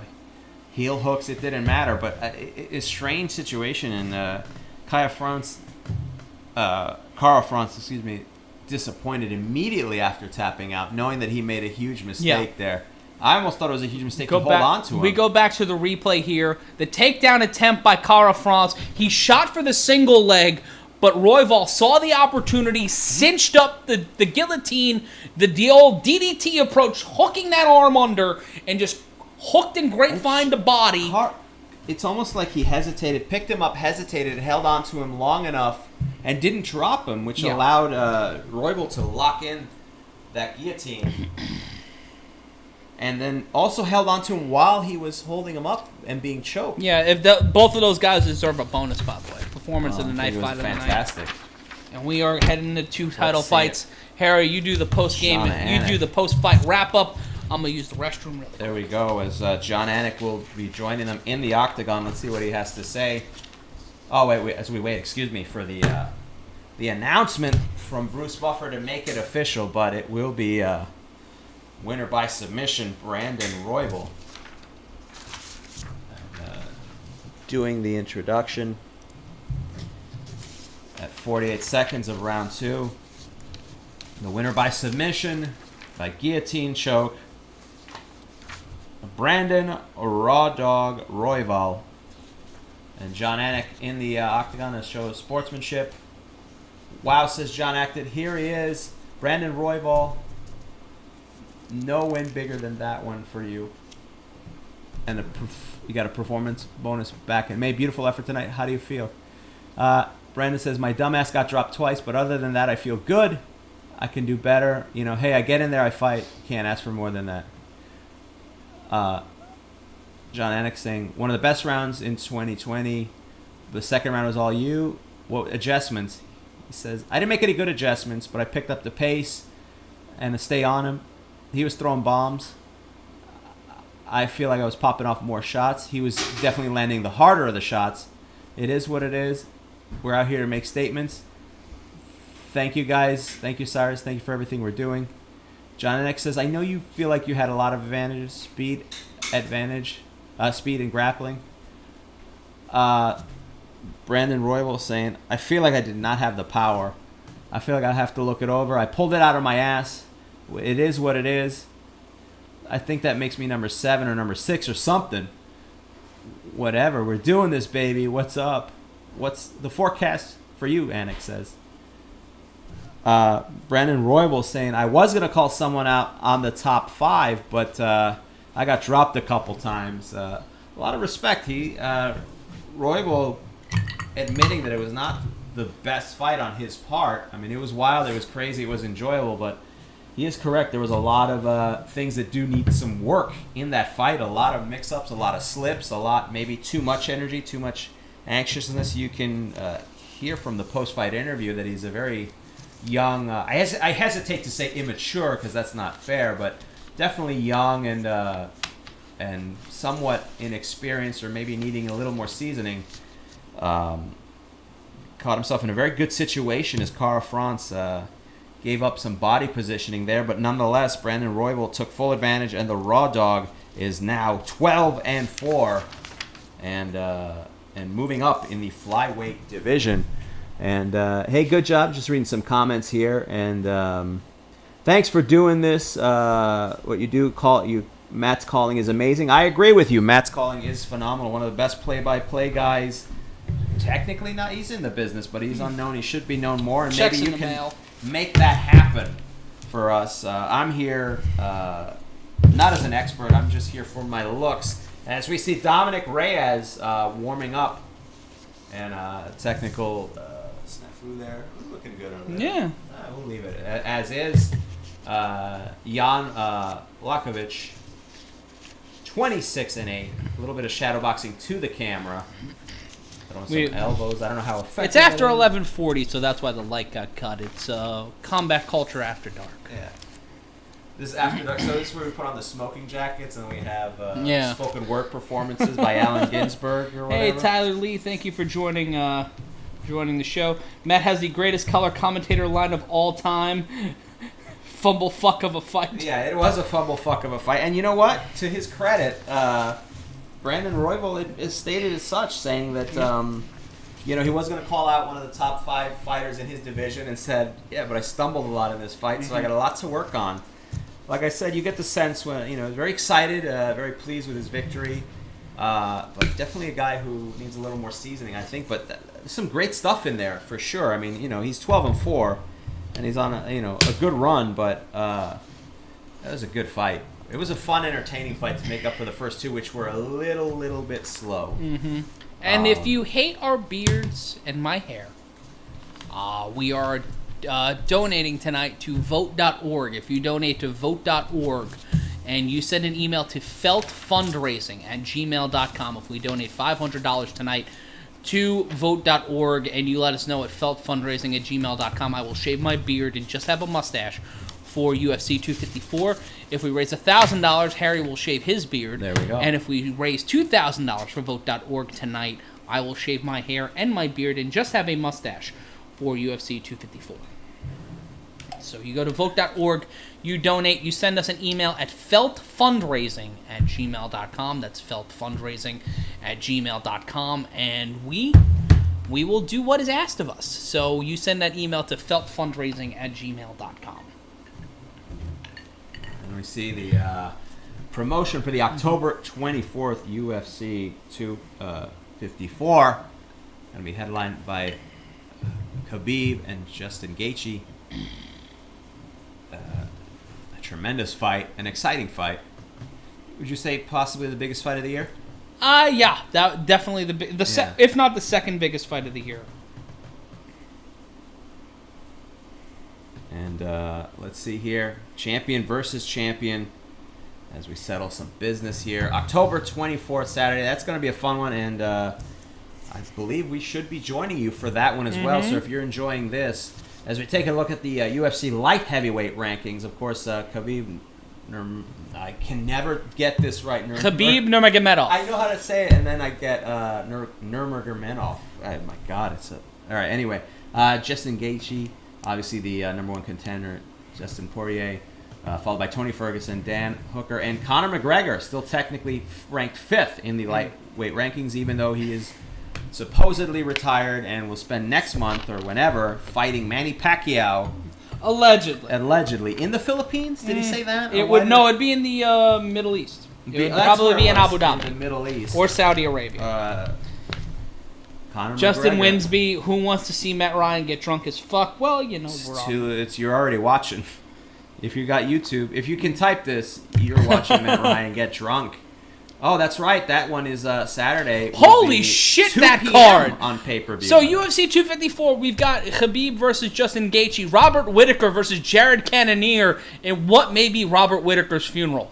Alexander Volkov versus Walt Harris, that's going to be a banger. Islam Makhachev versus Rafael Dos Anjos, Cynthia Calvillo versus Lauren Murphy, and Magomed Ankalaev versus Ion Cutelaba.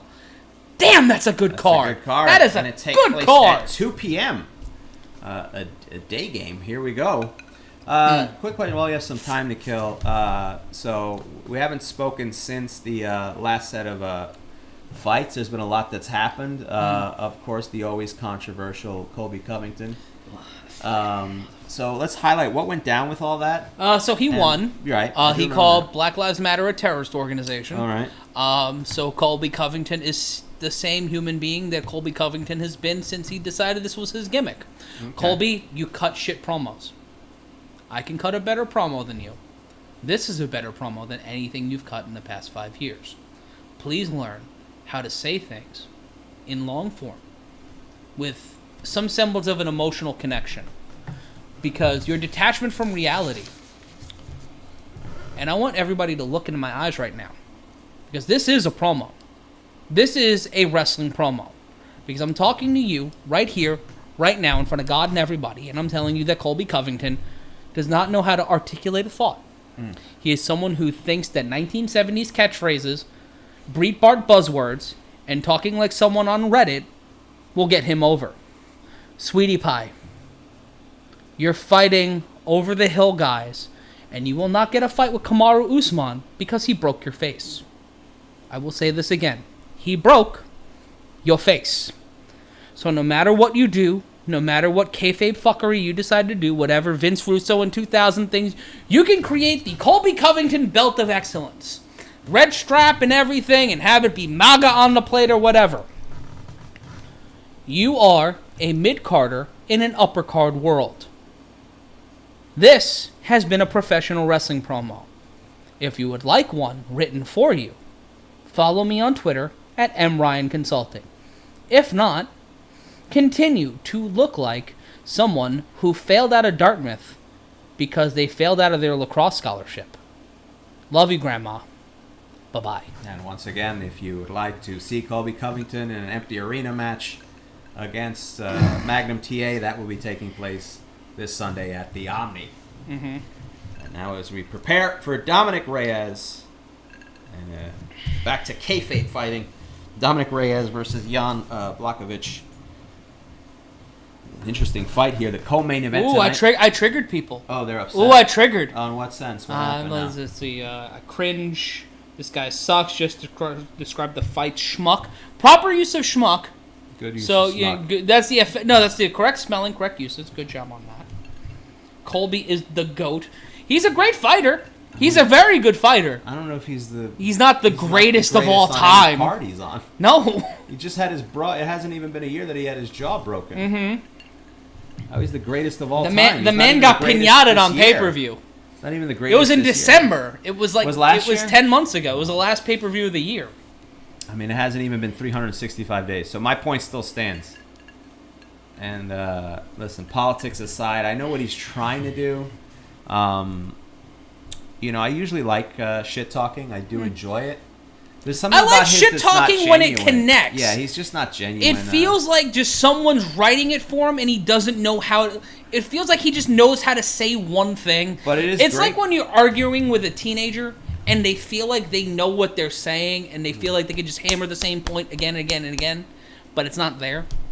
And politically, I don't give a fuck. As someone who produces promos for a living and someone who's been cutting money promos for the better part of a decade. I think in a world it just offends me as a promo boy. In a world of boring speakers, Colby Covington somehow comes across as interesting, but he's not on the level of, let's say, a Conor McGregor. No, he can't cut a Conor McGregor promo. He's not as good. Nate Diaz no, promo. Nate Diaz draws. I mean, people probably do want to pay to see him get his jaw broken. Yeah, no, he's effective in that sense because people want to see him get his shit kicked in. When we were at the that presser and he brought those strippers and or ladies. No, they were strippers. Okay. They were from the Taboo Strip Club in Jersey. Oh wow! I know that for a fact because the guy who brought them there is in the business and I know him. Okay, so we know for a fact that he brought strippers there, claiming to be his girlfriends. Mm-hmm. That he was gonna be fucking that night. And here we go, I'm gonna Jan. cut this workout short.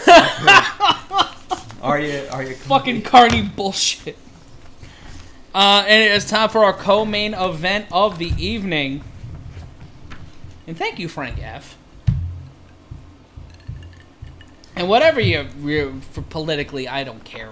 Vote. That's all I ask is that you vote. That's why we want money to go to vote.org tonight. I just think that Colby's promos stink. He's a great wrestler, top flight UFC fighter. UFC, there's no shortage of conservative UFC fighters, without a doubt. So, but Colby Covington stands out as a person who seems fake. Yeah.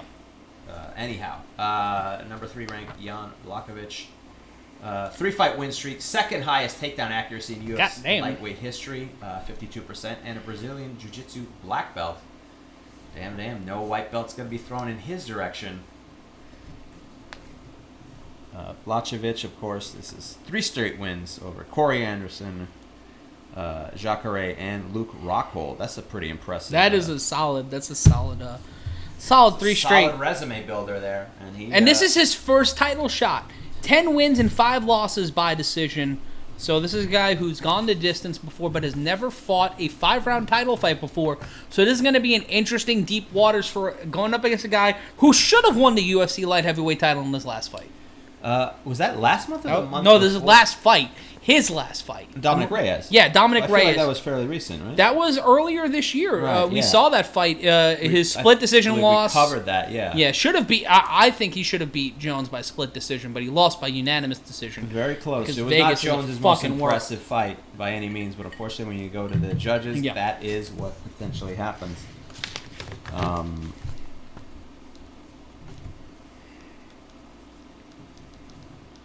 Let's see, as Dominick Reyes perhaps playing some mind games, not entering the octagon to his music yet. As Blachowicz paces. And everyone else seems to be confused either because there's no commentary from anybody.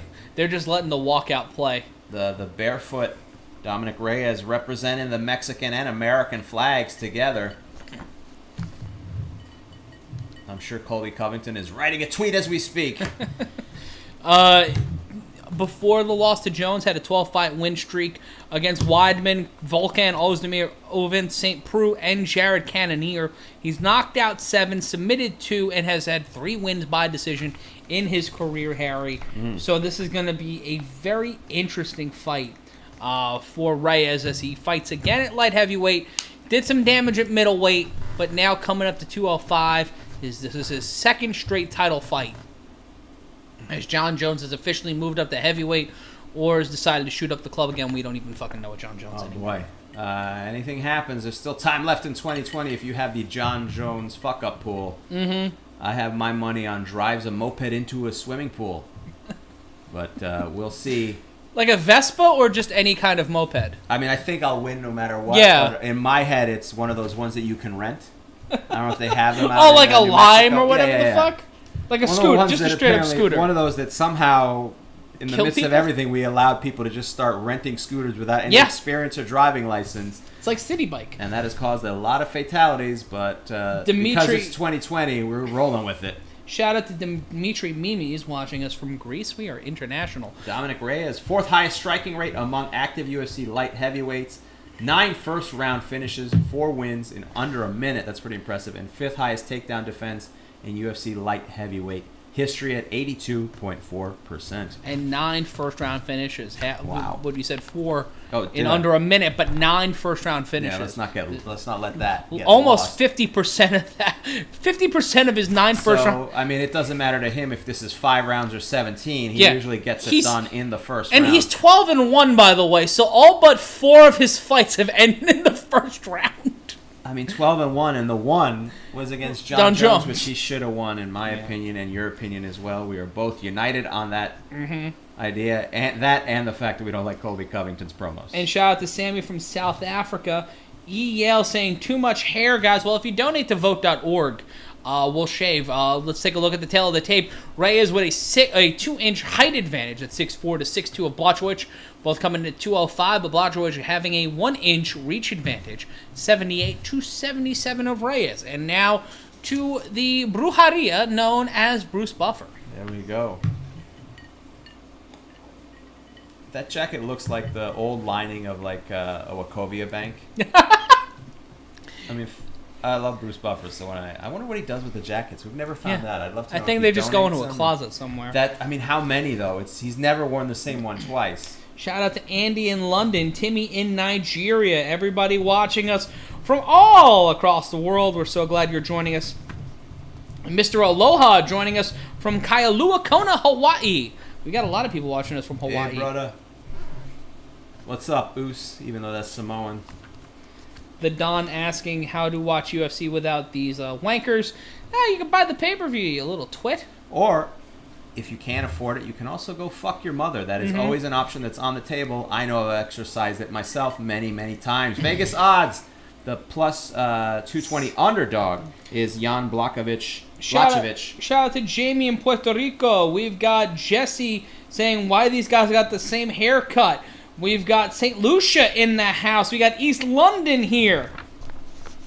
We've got Mattface saying it's Blachowicz. Well, thank you. Blachowicz, fair enough. Gato Cue coming to us from Guatemala. Thank you so much. Indonesia, Yosia in Indonesia. Cameron Duggar saying lose some weight. Well, you have the last name of a weird Mormon family, so, figure that shit out first. Minus 260 favorite is Dominick Reyes, ranked number 1 in the light heavyweight division. Shout out to India, Los Angeles, South Carolina, and Melbourne, Australia, Trinidad. Sammy in Trinidad. We've got Lita in Boston. We've got Cole Region, PA. Chris, shout out to that right there. We got a whole bunch of people typing in right now. We got people from Poland. We've got the Bay Area. Everybody, I sounded like Oprah there. I'm not a big fan of that.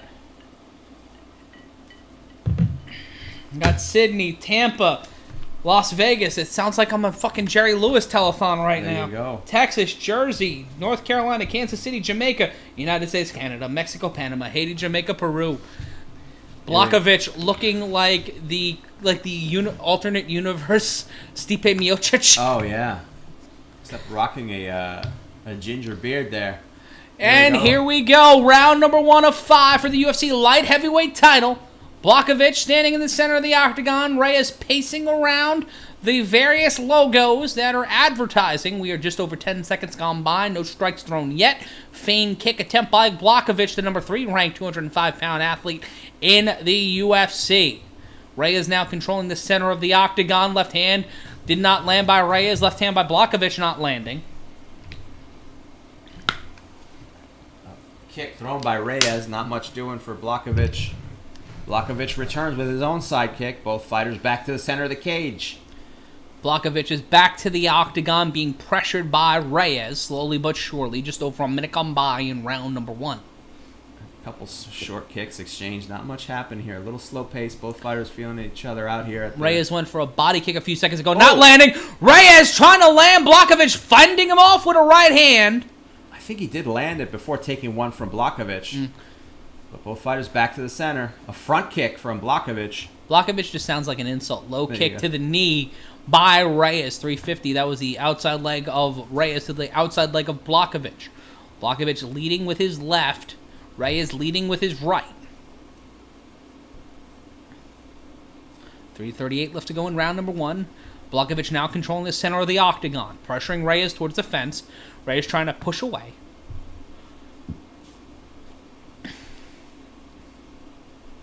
Trying to find momentum. Right hand by Blachowicz into a left body kick.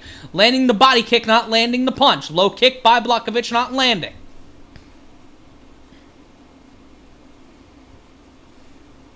Couple punches there. Again, not much happening. A little just trying to find a rhythm. Low kick by Reyes. Round 1 of 5. Head kick by Reyes, not landing. 3 minutes remaining in round number 1.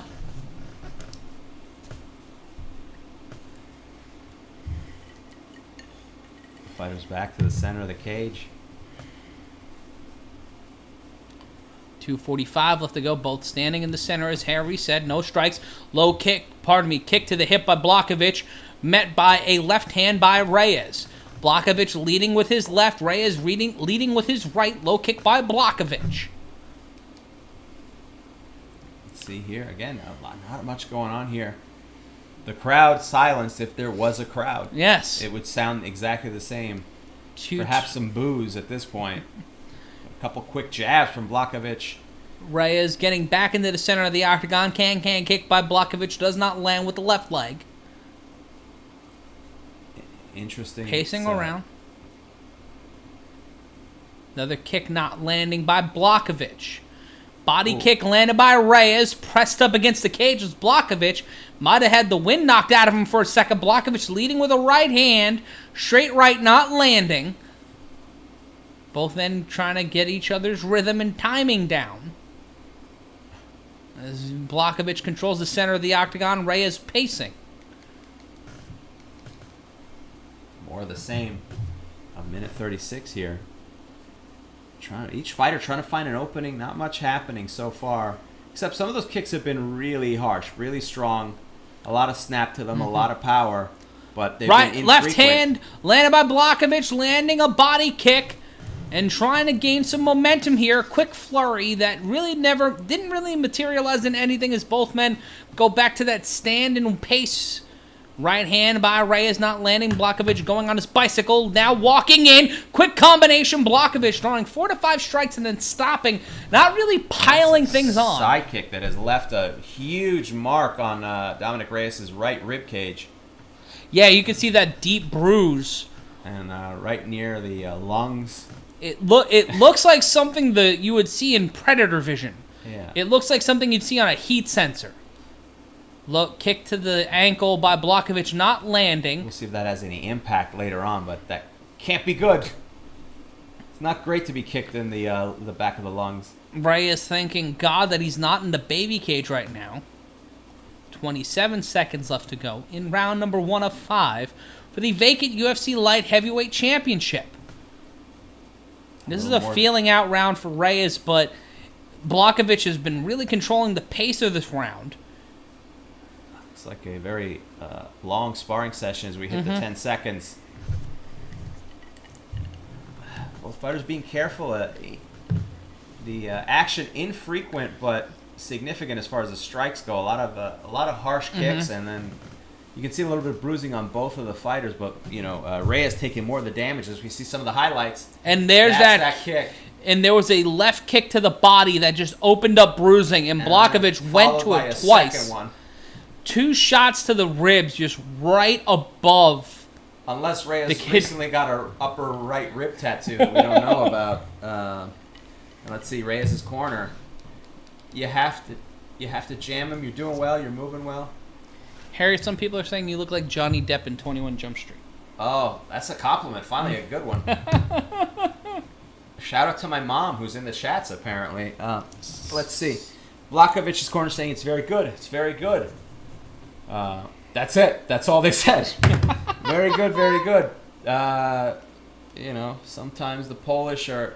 No one ever said the Polish had too many words to say. I don't know, whatever. You had a thought there. Yeah, I did, but it's gone. I'm working a couple things at once, trying to maintain the sound. And a shout out to Jaime Rivera saying, roll those R's for Puerto Rico again. Puerto Rico in the house. Joshy watching from New Mexico, and we start with round number 2. New Mexico, when did this happen?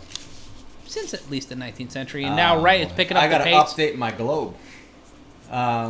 Here we go, round 2. A little bit more of the same. A kick from Reyes at this point.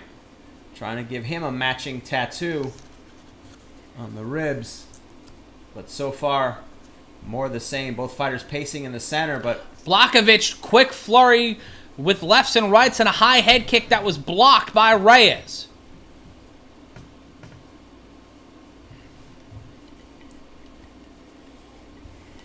Couple overhand punch thrown by Blachowicz, but not much doing.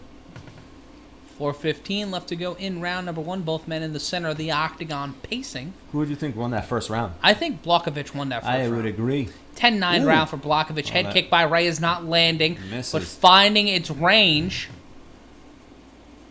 But it would be cool if it did. More from Reyes and Blachowicz now doing a little bit of dancing again in the center of the octagon. Cha-cha real smooth like it's the 5th inning of a Cyclones game. 3:48 left to go in the round. Front kick by Reyes and then retreats very quickly. Blachowicz with his own front kick. He does not retreat. But both fighters back to the center of the octagon. He holds it. He holds it. He holds it. We're at over 100,000 playbacks so far tonight, so... Tell your friends, tell your enemies, share this on Twitter. Tag me, MRI Consulting, at Harry Terjanian, at Steph Sotili is our moderator tonight. You can follow Olive the dog that was barking earlier at Olive the Fat Baby on Instagram. 1-2 combination by Reyes not landing, trying to find a rhythm here. Blachowicz, just a quick combination of rights landing a left uppercut to the jaw of Reyes. Reyes really not looking like the fighter we saw against John Jones earlier this year. Low kick by Blachowicz not landing. Blachowicz landing a couple of quick strikes. Definitely a different strategy. Right now, maybe he's taking his time, obviously respecting Blachowicz, who has the ability to land some hard punches and some real hard kicks, as Dominick Reyes can attest to, on that right rib. So maybe being a little bit careful here, but right now he's down 1 round and on his way to being down a second if things don't pick up. John Jones saying left kick to the body seems open all day on Twitter. And that's right. The Reyes has got that left body, that side of his body open all day. Blachowicz exploiting that. Took advantage at least 2 times on that mark looks that like we saw. It looks like there's a hematoma just right on the the right rib of Reyes from those left body kicks by Blachowicz. 2:08 left to go in round number 2 of 5 for the UFC light heavyweight title. Reyes could be biding his time. Could be trying to gas Blachowicz. Blachowicz, the thicker fighter, has not gone into championship rounds before. And now trying to go for a grapple uppercut, missed by Reyes, going for a head kick. Does not land that either. 1:49 left to go in round number 2. Some great combinations tossed, but didn't connect properly. A wild miss from Blachowicz. Tried with that overhand left, did not land. Capitalizes, but Blachowicz gets out of the way. People didn't think you knew about New Mexico up until a few minutes ago. Oh, no. I'm aware of it. Mm-hmm. I haven't been through it. Shout out to Sheriff Arpaio, our main man. Shut the fuck up. And shout out to our viewers watching in China. And you can see Blachowicz has got a big set of red, like a red welt on his neck. Or and that just could be from the heat. Well, his nose is bleeding as well. Reyes lighting him up, but Blachowicz landing some key strikes here. Reyes looking a little more fluid here in round number 2, looking to let those hands go a little bit more as he's pressuring Blachowicz, finding more rhythm, but Blachowicz with a left-right combination into the mouth of Reyes. Reyes in trouble. Again, more combinations from Blachowicz. This second round has a slow pacing as well, but you have the feeling that it could open up and end at any moment. And Blachowicz, another 1, 2, 3, continues. Throwing uppercuts. Another uppercut and a left hook. Pardon me, a left hook from Blachowicz. Blachowicz throwing hands here. Reyes. 30 seconds left to go. Whoa! Blachowicz knocks Reyes down with a left hook. This one could be over, and it is! Jan Blachowicz with a left hook from hell or Warsaw, depending on if you like pierogies, has sent Dominick Reyes to the canvas. Jan Blachowicz has done what John Jones couldn't and finished Dom Reyes in the second round, and he is the new UFC light heavyweight champion. Wow, incredible. You could see, it was one of those situations you could see Dominick Reyes was clearly out on his feet, wobbling on his feet, visible to everybody, and you could see Blachowicz's eyes light up as he went in for the kill. Motherfucker went tilt. And referee Kevin Satake doing the right thing because it was just bing, bang, boom, repeatedly over and over again. And now, Jan Blachowicz, 27-8, down on his knees, celebrating now, grateful that he is now the new light heavyweight champion. Impressive. And again, as I said, that it had the ability that it could bust open at any moment. And he caught him with that left hook, and if it was short, impactful. We'll see. They're going to show it on the replay here. The replay. Blachowicz with that, just opening up shots in the second round. Caught him with a uppercut. Couple combinations. And there's that right uppercut into that left hook. But that's not the one that gets him. That's not the one that gets him. Reyes even threw a head kick. Right cross. And here comes that hook. Let's see where it is. Dominick Reyes missed. There it is. That left hook just came right over broadside, caught Reyes in the jaw, sent him back stumbling like me on a Friday night when the world was open, and then just set him up. Bang, Reyes, bang, bang. Just it was an exchange of combinations. Reyes missed one, and Blachowicz managed to catch him with an overhand left hook. Just caught him right on the jaw. Visibly wobbling, falling down, and then Blachowicz went in for the kill. Reyes still on the ground, being treated for potential injuries here. His nose is broken. Yeah. You can see that it is bent. And unfortunately, disappointment for Dominick Reyes. And we're going to have 95 minutes until the next fight. Dana White in the ring, in the cage himself to present the championship title. We don't call them belts. We don't call them belts because that would be disrespectful. 4 minutes and 36 seconds, Bruce Buffer declares the winner by TKO and new. Yeah, well, the ref stopped it, so technically Fair it enough. is TKO. The UFC Light Heavyweight Championship. The UFC belt, which I think looks like a class ring. I miss the old belt, personally. It looks like a class ring from a spaceship. Here we go. John Anik interviewing the undisputed Jan Blachowicz. 36 years of age. You've finally gotten done. What's this going through your head? I don't know. The only thing in my mind is, John Jones, where are you? This is how we do it in Poland. I'm waiting for you. John Anik says, on behalf of the UFC world, we congratulate you on this championship. You fought a beautiful fight. You were so relaxed and collected throughout this fight. You seemed like you knew you were going to turn in the performance of a lifetime, and you did. This is nothing new for me, he says. Did he say 57 years old? That doesn't sound right. This is what I prayed for the most. Also, I'm really happy, he said. John Anik going to show him some of the replays. We spent a lot of talking about the right hand and the counterattack, but ultimately it was the left hand that was the finishing. Blachowicz says, this is something we've been preparing for. We have good sparring partners in our gym. Really good southpaw kickboxers. I was ready for everything. I feel good today. Abu Dhabi was made for me. Thank you, Abu Dhabi. Wait, what now? He skipped one sentence that I didn't hear, but he was just... anything for your Polish fans who are no doubt celebrating. First in Polish, he says to his Polish fans, I don't speak Polish, despite what some people might believe, so I will wait for... he says, thank you, everybody. Thank you, Polish fans all over the world. Thank you. Let's go. Let's keep it going, Jan Blachowicz. You're about as classy as anyone there is. The undisputed UFC light heavyweight champion, all right, so Jan Blachowicz. Let's take a look at the hierarchy of Polish fighters. As someone whose family traces back to the Black Forest in Poland, I want to take a look at this. It is Stipe Miocic, Jan Blachowicz, Andrew Golota. Oh boy, in that order. It's a great Andrew Golota, who was a UFC fighter, not fighting under UFC rules. No. Actually, he fought the original old school UFC rules, which were no rules at all. Then just punched Riddick Bowe about the penis. If you've not seen the Riddick Bowe Andrew Golota riot, we can't really call it a fight because you're not gonna find it on YouTube as the fight, but. Andrew Golota and per our moderator Stephanie Sotilli, whose grandfather was a boxer and threatened a nun. Oh boy, wow! At what point though? What did the nun do? I want to hear his side of the story. You know what I mean? Like, and where did she find that? 23andMe. This is new information. I've never heard this.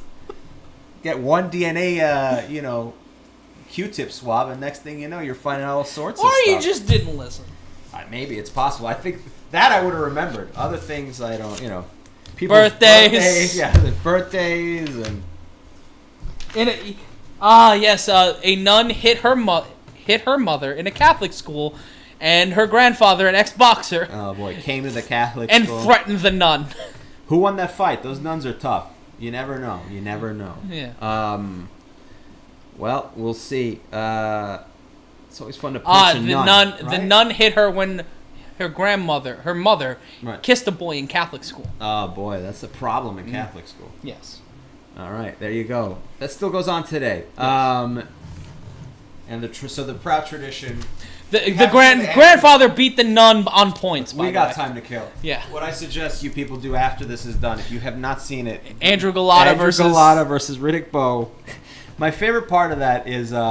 So I watched a documentary about that. Oh, Legendary Nights, yeah. It's amazing. It's an amazing documentary, but I remember the referee of that fight sits down and he goes, I went into the locker room, I said, listen, because Golota was kind of known for a little bit of shenanigans, and the referee said, listen, I'm going to call this really strictly or whatever, I can't have anything bad going, so, let's keep it clean. And then Golota said, I'm going to do what I have to do.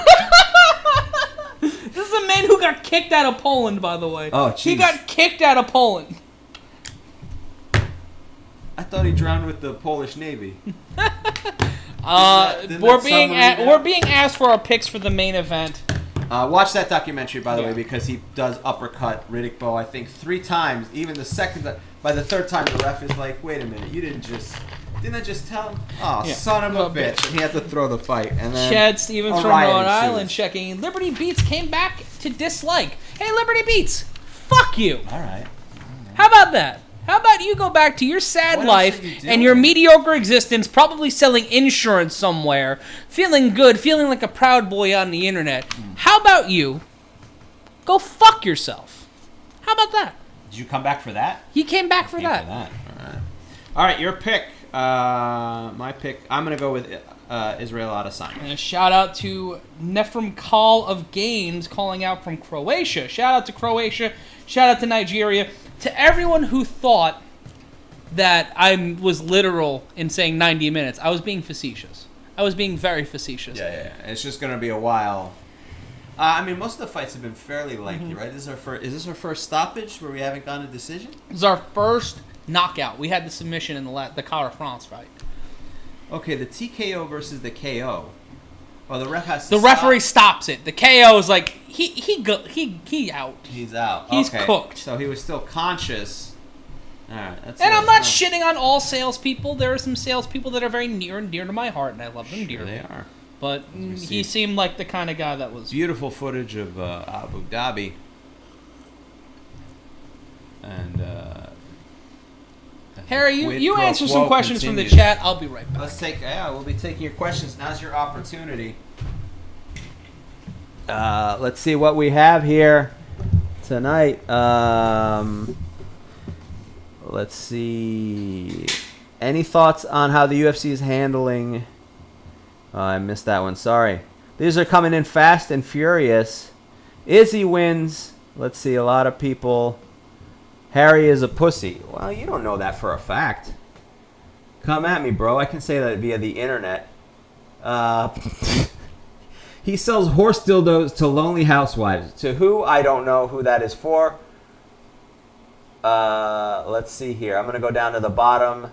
Salesman near and dear to my heart, by which Matt means Wendy's. You don't have to sell Matt on Wendy's. He's already in on Wendy's, as am I. A lot of people. I think Izzy wins tonight, but it's going to be a battle. It's going to be a hell of a fight. It's building up. Adesanya, fight already start? It has not started. They are about to do the ring introductions. Nope, they're not. They're cutting to a video package. We got duped again.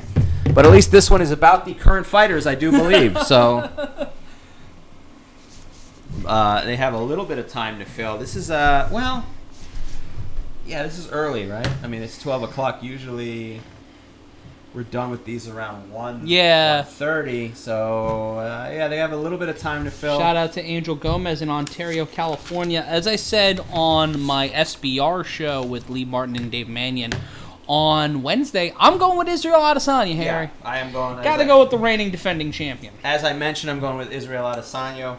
Mostly because I don't like Paulo Costa's shirts, looking like The Rock and or Nick Cage from 9mm or Snake Eyes, rather. Excuse me. Gone in 60 Seconds, Sarah. Yeah, I mean a lot of those movies.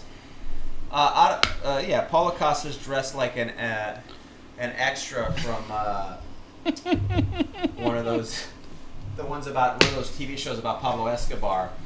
Shout out. But a fierce fighter, no doubt. No, Narcos? Yeah, Narcos. Shout out to Jonathan Ron Cohn for donating $4.99 to the cause. All joking aside. You're a sweetheart. Sorry about that. Paulo Costa, 13-0. A great fighter, no doubt. But yeah, I definitely. think Israel Adesanya is the one I'm going to you can't. go with. I mean, look at Adesanya's resume. Costa's built like a brick shithouse. And he beat the Jesus out of Yoel Romero. Another brick shithouse. Yes. These were two bodybuilders fighting over their protein shake who gets the last protein shake. But remember, Romero and Adesanya, in their fight, Adesanya was on his bicycle a little bit, which sucks, and I hope that's not happening in this fight, but... Costa looked like he was wearing lipstick? Am I wrong on that? You mentioned that the Adesanya-Romero fight, that looked like Costa was wearing That's just his natural lip thing, gloss. right? We remember the Yoel Romero fight where he talked about... Is that the fight where he screamed, the people come to watch me fight! Yes. Not to see this! Yes. They want to fight! That's one of my favorite moments. But shout out to Israel Adesanya wearing a Naruto t-shirt while training. Oh, wow. Don't fuck with an anime nerd. Like, don't fuck with someone who watched Toonami religiously. They will decided to live it out in real life. 19-0 versus 13-0. Somebody is going home defeated tonight. Someone's streak. It's streak versus streak. See, you say that. But it is Abu Dhabi. It is Abu Dhabi. It is a 5-round fight. And we have seen some shit so far this year in the UFC. How many times on this show have we said the judges have fucked this? Yeah, I mean it's happened. Yeah, it's not it's not impossible, and it's not implausible. And look up the difference between the two. shy of both of them kicking each other in the junk at the same time. Okay, this one. First of all, someone said Google Johnny Tapia. That made me laugh. Johnny Tapia. And then who's the Felipe Esparza lookalike next to Matt? That's a fucking good one, man. Hey, fool. Fuck you, fool. I don't need that. I'm more handsome than Felipe now. So, I mean, Felipe's got to get his shit together. But I love him. Shout out. I watch his Netflix special. Very funny. Check out Felipe. And if you speak Spanish, he does 2 different specials. One in English, one in Spanish. Someone called you Jack Sparrow Terjanian. Could you I'll consider? take that one. Would you consider You should consider movies because you make good impressions. I make good impressions. Well, thank you. I think I do. That's what the people want. That's why I didn't get on Saturday Night Live. Yeah. They go, hey, can you do some impressions? You remember Yoel Romero after that one fight? That's what the people want. Your entire packet was that, and then everybody was like, "That's Dominican Lou." That's Dominican Lou. You got it. Dominican going Lou deep, going deep into the '90s SNL archives. I can beat the machine. Remember Tracy Morgan? Dominican Lou wanted to take on Deep Blue at the time, the chess playing computer. Yes, I remember that. And Tracy Morgan like, I can be him. I can beat the machine. I can be him. All right. Oh, I mean, listen. Joseph Buzzard, hold on. Yeah. You look like you played violin in the band Kansas, dude on the left. Oh boy, that's on. Yeah, I guess that would be me. Kansas? No, I'm on the left. I'm on the left of the screen. All right, you are on the screen. Yeah, you do look like. I played violin in Kansas. I look like a lost member of the Georgia Satellites. A roadie for Jethro Tull. Hey man, the band says they're not going on stage unless they get their H. So we gotta get some gear, man. Paulo Costa, undefeated 13-0, finished 12 out of 13 wins, 11 knockouts. The whiskey is kicking in. Fuck, that hurt. Oh, I mean, whiskey went into places that it shouldn't have. You should be wearing a satin jacket, holding a clipboard, going, "Sorry, you're not on the list, bro." How many times in my life? A lot of people's girlfriends are back there, dude. This is Wayne's World 2. How about after this we go to Makita's? Get some sugar pucks. And one of the guys in the corner looking like heavy Harry D with T the needs to grow some chest hair. Could be a 70s porn star Ron Jeremy looking ass. Oh. There we go. I don't know why I did that. I don't have to appease these fucks. What am I doing? Remember when we started this and we were like, let's be clean? That lasted a week. And we made it 2 shows before you started just drinking on air. That started show 2. Oh, yeah. The first one was that was the one. That was that was a day show. I didn't drink that show. I had coffee that show. What? That's only because we didn't have booze there. That was. In all fairness. Yeah, that's fair. And then you learn. Yeah, you got to BYOB. Yeah. This show is BYOB as. Someone saying we need to do something that's illegal on the air. Illegal. Yeah, this fucking. You mean know. showing the pay-per-view or no. fucking an animal? No, not that. No. What do you mean? The smoking vitamins. Oh. Listen, it depends where you are. We don't know which part, where we're at. We can. It's legal where you live. It's not legal where we live yet. That's true, and I also prefer edibles, but I don't need to be jacked up for this whole How many thing people from Hawaii are watching this fucking show? A lot of people. God. Shout out to Kona Crush. Oh, hold on. Positive Thinking posted, "Fuck you, lousy people." Positive Thinking. Positive thought. That's a YouTube account called Positive Thinking. Oh, Positive Thinking wrote, "Fuck you, people." Yes, fuck you, lousy. That was the people. best he could come up with. That was the most positive thing he could think of. As Israel Adesanya from Lagos, Nigeria, by way of New Zealand, the champion. I really wish they would let them bring the belts out. I don't understand that. Why can't one of those corner guys just hold the belt? I don't know. Waka Flocka excited Getting involved. about this. Paris Hilton said, "What a great night of fights at UFC. Can't wait." Or whoever writes Paris Hilton's tweet. Walt Harris saying, "I'm excited right now. I'm shadowboxing in my living room." And that's not even... That was before the UFC event happened. He's just been doing that all day. He's been doing that since 1 o'clock in the afternoon. Shout out to Ben Cypher from Nigeria. Hey, shout out. Harry looks like a young Danny DeVito. I mean, when has Danny DeVito ever been young? I think just in Cuckoo's Nest. Yeah, and Cuckoo's then he Nest. immediately turned into 58 years old.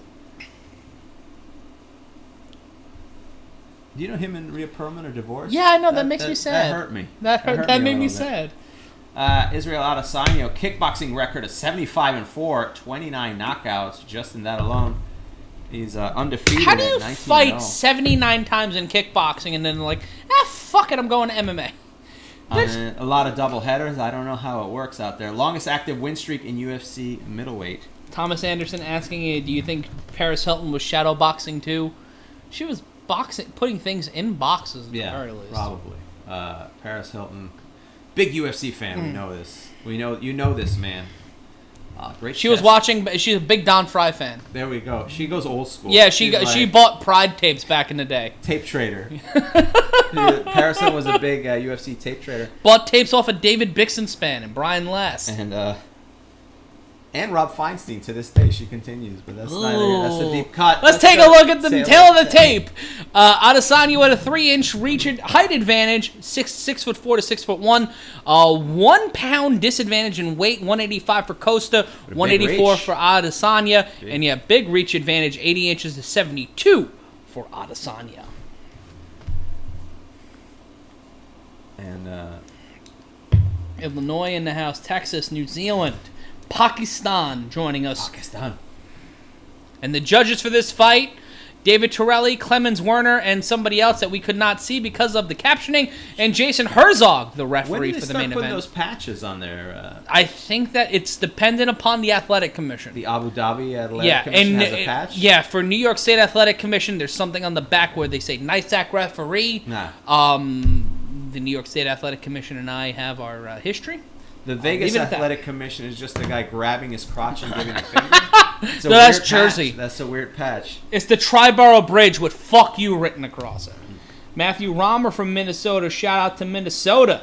That'll do, Donkey, coming to us from Minnesota. Central New York in the house tonight.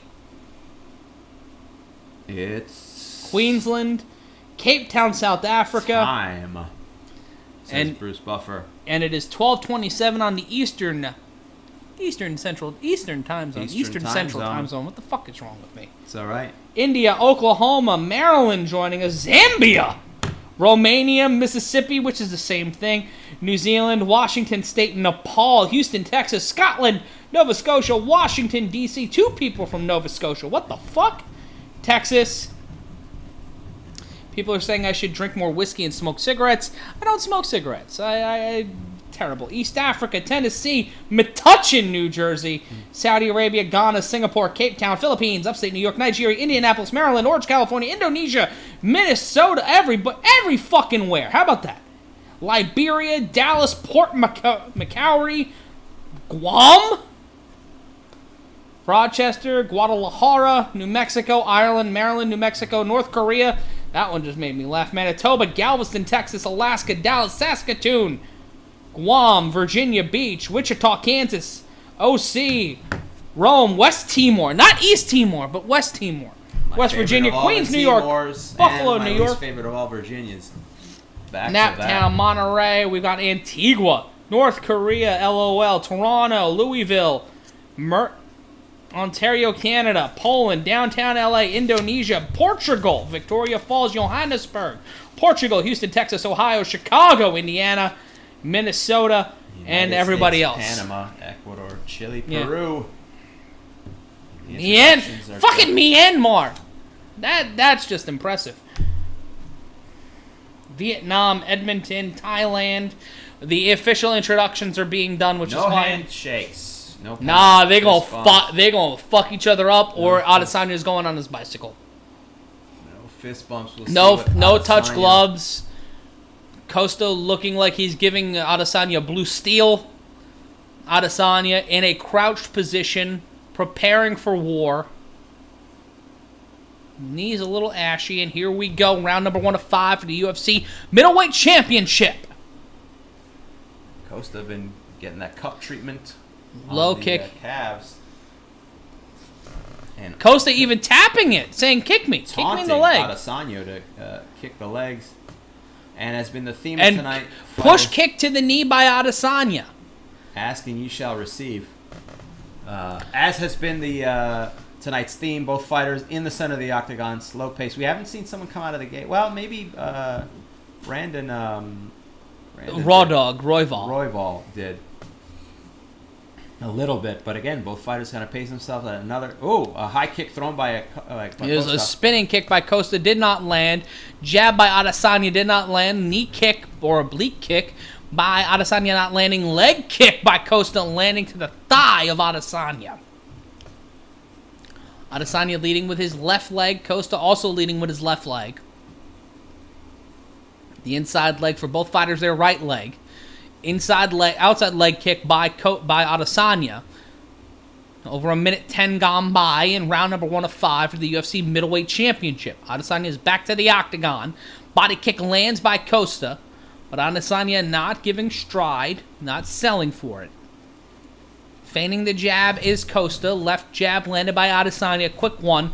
I'm trying to box the ears of the challenger. Body kick landing by Costa. Looking for a rhythm, looking for a location. Is the challenger. Low kick by Adesanya not landing, aiming for the left knee of Costa. Body kick by Adesanya, trying to get into the thorax of Costa, not landing. 3:11. Left to go in the round. Kick to the knee, land by Adesanya. Going for that left knee, which, as Harry said, has cupping marks, 3 cupping marks. Possibly 4 going down the leg. Body kick caught by Adesanya and a shot to the ribcage by the champion. Left jab not landing. Head kick not landing by the champion. 2:45 left to go in round number 1. Adesanya trying to control. Costa looking like a middleweight overeem. Phenomenal shape. In great shape. Means absolutely nothing in the UFC, as we've known. As we've seen in past shows. And now Costa just putting his arms behind his back, a little too cocky, a little too confident. Maybe trying to get inside Adesanya's head, but maybe selling a little too much for the champion. Adesanya blocking a head kick, landing a left jab. Did he block it? I thought he landed it. Maybe I'm wrong. No, he blocked it with the glove. It landed all glove. Yeah. Barely. A front kick from Adesanya. Costa having fun, just standing in the middle. And Adesanya, both of them using the taunt stick like it's SmackDown versus Raw. Standing in the center of the octagon, low kick. Adesanya might get a little flummox. 9 leg kicks landed by Adesanya. He's going to pick... Those are going to bundle up. Those are going to end up in bunches. And the more those matriculate, the more it's going to suck for Costa. And you're going to see a hematoma grow on that knee. This is a 5-round fight. And already we still have 1:30 left in the first round. And you can see the welt starting to form. But Costa leaps quickly. Adesanya pulls back. Both fighters back to the center of the octagon. They hold it, they hold it, they hold it. 1:25 seconds left in this first round. Over 3,000 people joining us right now across the Combat Culture Network. We thank you no matter what platform you're watching us on. Thank you for spending your Saturday or Sunday with us. And those leg kicks continue to pile up as the left leg of Costa continues to swell. Adesanya going for a head kick, misses. Costa going for a little bachata. And just kind of opening himself up. And then another leg kick by Adesanya. Going to pile those up. Leg kick into a question mark. Kick into a body kick by Adesanya. Not landing the question mark, but landing the body kick. Costa having a little too much fun. And he's going to end up getting okie doke. This is not a good idea for Costa. Leg kick not landing. Adesanya more active. And Costa looking towards Herzog. Then doing a little bit of a dance. Costa continuing with the quote-unquote mind He's games trying to fuck around, and it's not going to end well for him. That left leg is getting pieced up, and he's getting 10-9'd right now, and he's not being hyper-aggressive. Costa trying to go for a takedown. Adesanya's back to the octagon, landing a 1-2 combination that is all glove. Costa trying to land a body kick. Adesanya eats it and moves on. Now controls the center of the octagon. 15 seconds left to go in the round. Costa a little too overconfident for someone who's not fought in a title fight before. Left hand lands by Costa. Second one doesn't. Standing in the center of the octagon. Costa a little too overconfident, and we will go to the corners here in round number 1. 10-9 round for Adesanya, in my opinion. I agree. It would be interesting if Costa's corners tells him to stop messing around here. We'll see what we... And Adesanya not on his bicycle. We'll go to the replay here. And those leg kicks, just the inside leg kick, catching inside the knee, into the front of the knee, going right to the kneecap, inside the knee again. just finding a rhythm. Inside or technically outside? I'm not familiar. Maybe I'm wrong. It doesn't matter, I guess. He's going inside the knee, pardon me. Yeah. Let's see what the corner has to say. That's what I need. Perfect. Trust in your combos. When you get to the fence, don't let him come and go. That sounds like a different fight to me from Costa's corner. That might be a part of the game plan. They might be trying to pull an Ali try to pull a Rumble in the Jungle. I mean, the only hope is that Adesanya gets a cramp from kicking somebody else in the legs. I mean, that is. They can talk about how he's doing well in the fight all they want, but his left leg looks like he's been stung by a jellyfish. And we will enter round number 2, and Adesanya pulling that leg kick, Costa pulling away, and Adesanya knowing that, going for the leg kick again. For the UFC Middleweight Championship, we are in round 2 of 5. Costa's first chance inside in championship rounds. Kick again to the knee, the outside leg of Costa. Going for that left leg, and you see a hematoma starting to swell up. It's getting red. It is getting like a jellyfish. It's all part of the strategy, Matt. All part of the strategy on Costa's corner. Just let him get tired of kicking that leg. And then another leg kick, and then a question mark kick that does not land to the head of Costa by Adesanya. But those leg kicks are going to chop down the tree. Head kick by Costa, looking like Eddie from Tekken, not landing on Adesanya. And now Costa going for the leg kick, trying to land them. The thick thighs and thick legs of Costa going up against the thinner, more wiry Adesanya. Not landing on that attempted Costa on the leg kick. Feigning the jab was Adesanya. Leg kick not landing by Adesanya. Adesanya looking very focused here. Very comfortable. He's in the pocket. Costa a little unsure of himself, looking a little droopy dog in the face. Putting the pressure, trying to be the more dominant fighter, but Adesanya landing a jab, not landing a head kick, and Costa doing a little bit of a taunt. Sticking his tongue He's out. trying to motherfuck him, but it's not working. Leg kick again by Adesanya. Costa trying to be overconfident, trying to be the fun fighter, but Adesanya landing a jab, and Costa a little unsure of himself, just trying to rely on the mental games against someone who's taken up a residency inside his head in Adesanya. 3:13 left to go in round number 2. Both fighters, a nice jab by Costa. 3:06 left to go in the round. The pace has slowed down a little bit on Costa's part. Adesanya maybe going forward, throws a side kick to the ribs. Costa. Adesanya catches the leg kick, tries to land a quick combination, and gets back into the center on a 1-2. Not landing sufficiently, but trying to point up. Adesanya in control. Costa missing again with the body kick. Costa looking again, trying to be Jose Canseco in 89. Overconfident, underprepared in my opinion for a fight of this magnitude. Trying to coast on, trying to impress the judges. Head kick missing by Adesanya, but by a millimeter. And that left leg again of Costa continuing to get red, continuing to be chopped at. It's the hang.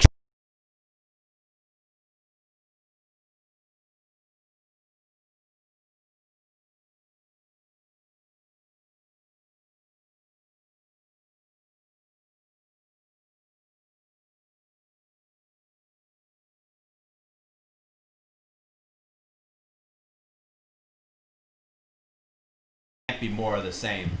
That he's doing great, because this is not doing great. And we are back. When I was giving my analogy, I accidentally hit the mute button. We apologize. Oh, good. They didn't hear all those racist and homophobic things I said.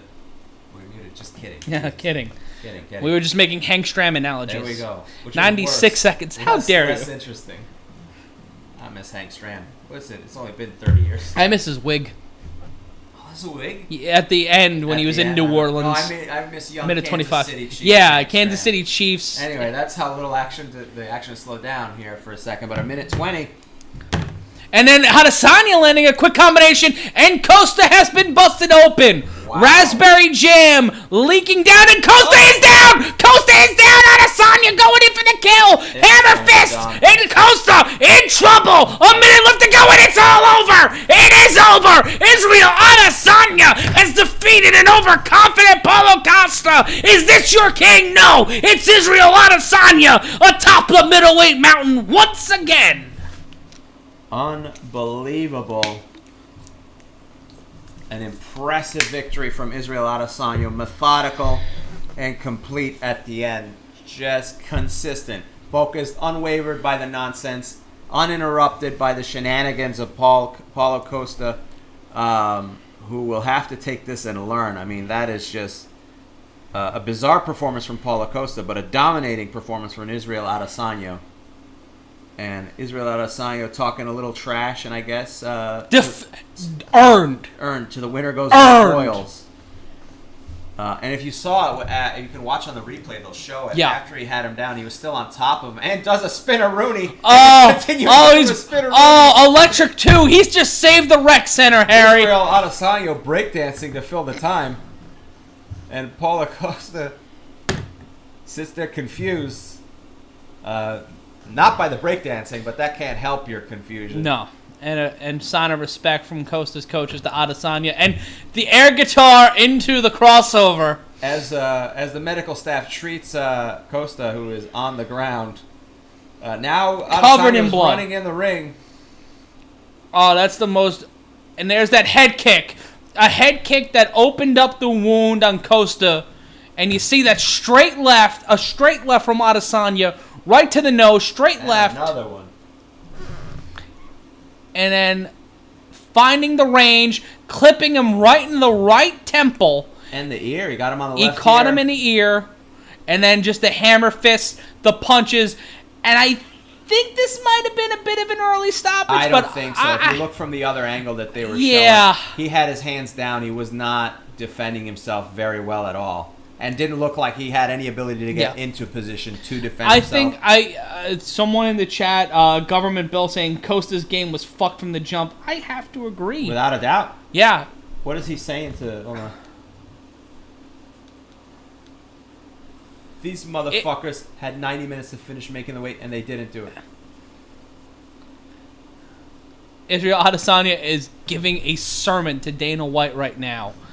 And I'd like to say Israel Adesanya now tied for second in longest winning streaks in UFC middleweight history with 9 with Chris Weidman and is significantly behind Anderson Silva, but good Lord. Israel Adesanya out of breath, not from the fight, but the post-fight celebration. Yeah, he just shitted on everybody at middleweight. I know everybody at 185 just got duffed. I know you're mad. To the camera says Adesanya. As we wait here for everybody who bet on the over. Ugh. And Adesanya, like the cat who ate the canary, is the happiest human on planet Earth right now because Paulo Costa was talking all types of shit. And tonight busted open. Got served the biggest piece of humble pie winner by in TKO, Abu Dhabi. And still the undisputed middleweight champion. And Israel Adesanya grinding and jamming. This kind of looks like a Key and Peele sketch as far as the celebrations continue, given the Hulk Hogan ear. And the Hulk Hogan taunt. And the Hulk Hogan pose. The fastest man in the world, says Adesanya, because I run so fast, I run shit into your face. And he almost hits John Anik. John Anik says, with the entire world watching, you turned in a near-perfect performance tonight. Seems like everything you said during fight week bared fruit tonight. Congratulations. I've been telling you guys. Everyone thinks, like Roy Jones said, y'all must have forgot. Y'all must have forgot because of what happened last time. You thought, he's so boring, blah, blah, blah. And I see you media people as well with your clickbait headlines. Trust me, I have to make y'all remember. I have to remind the world why. We the best.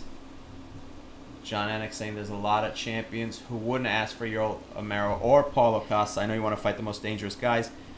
Do you believe there was a major skill discrepancy? Adesanya says, I've been telling you all. I told Dana, 30% is not enough. Fuck that. Some of these guys are gangsters and making money out of the UFC. 30% ain't shit to them. So don't give up that to not make the weight and give them 19 minutes to keep on making the weight. Drinking water. Make it 90%.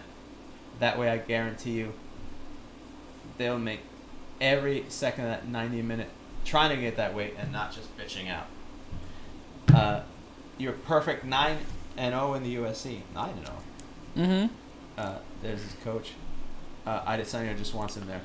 Carry on. Sorry. As you look forward ahead, Anik says you're starting to. What lies ahead? Andre Adesanya said, Anderson Silva left a great legacy. I want to do a service to the middleweight division. I'm doing the best. 100%. I already DM'd Jared Cannonier.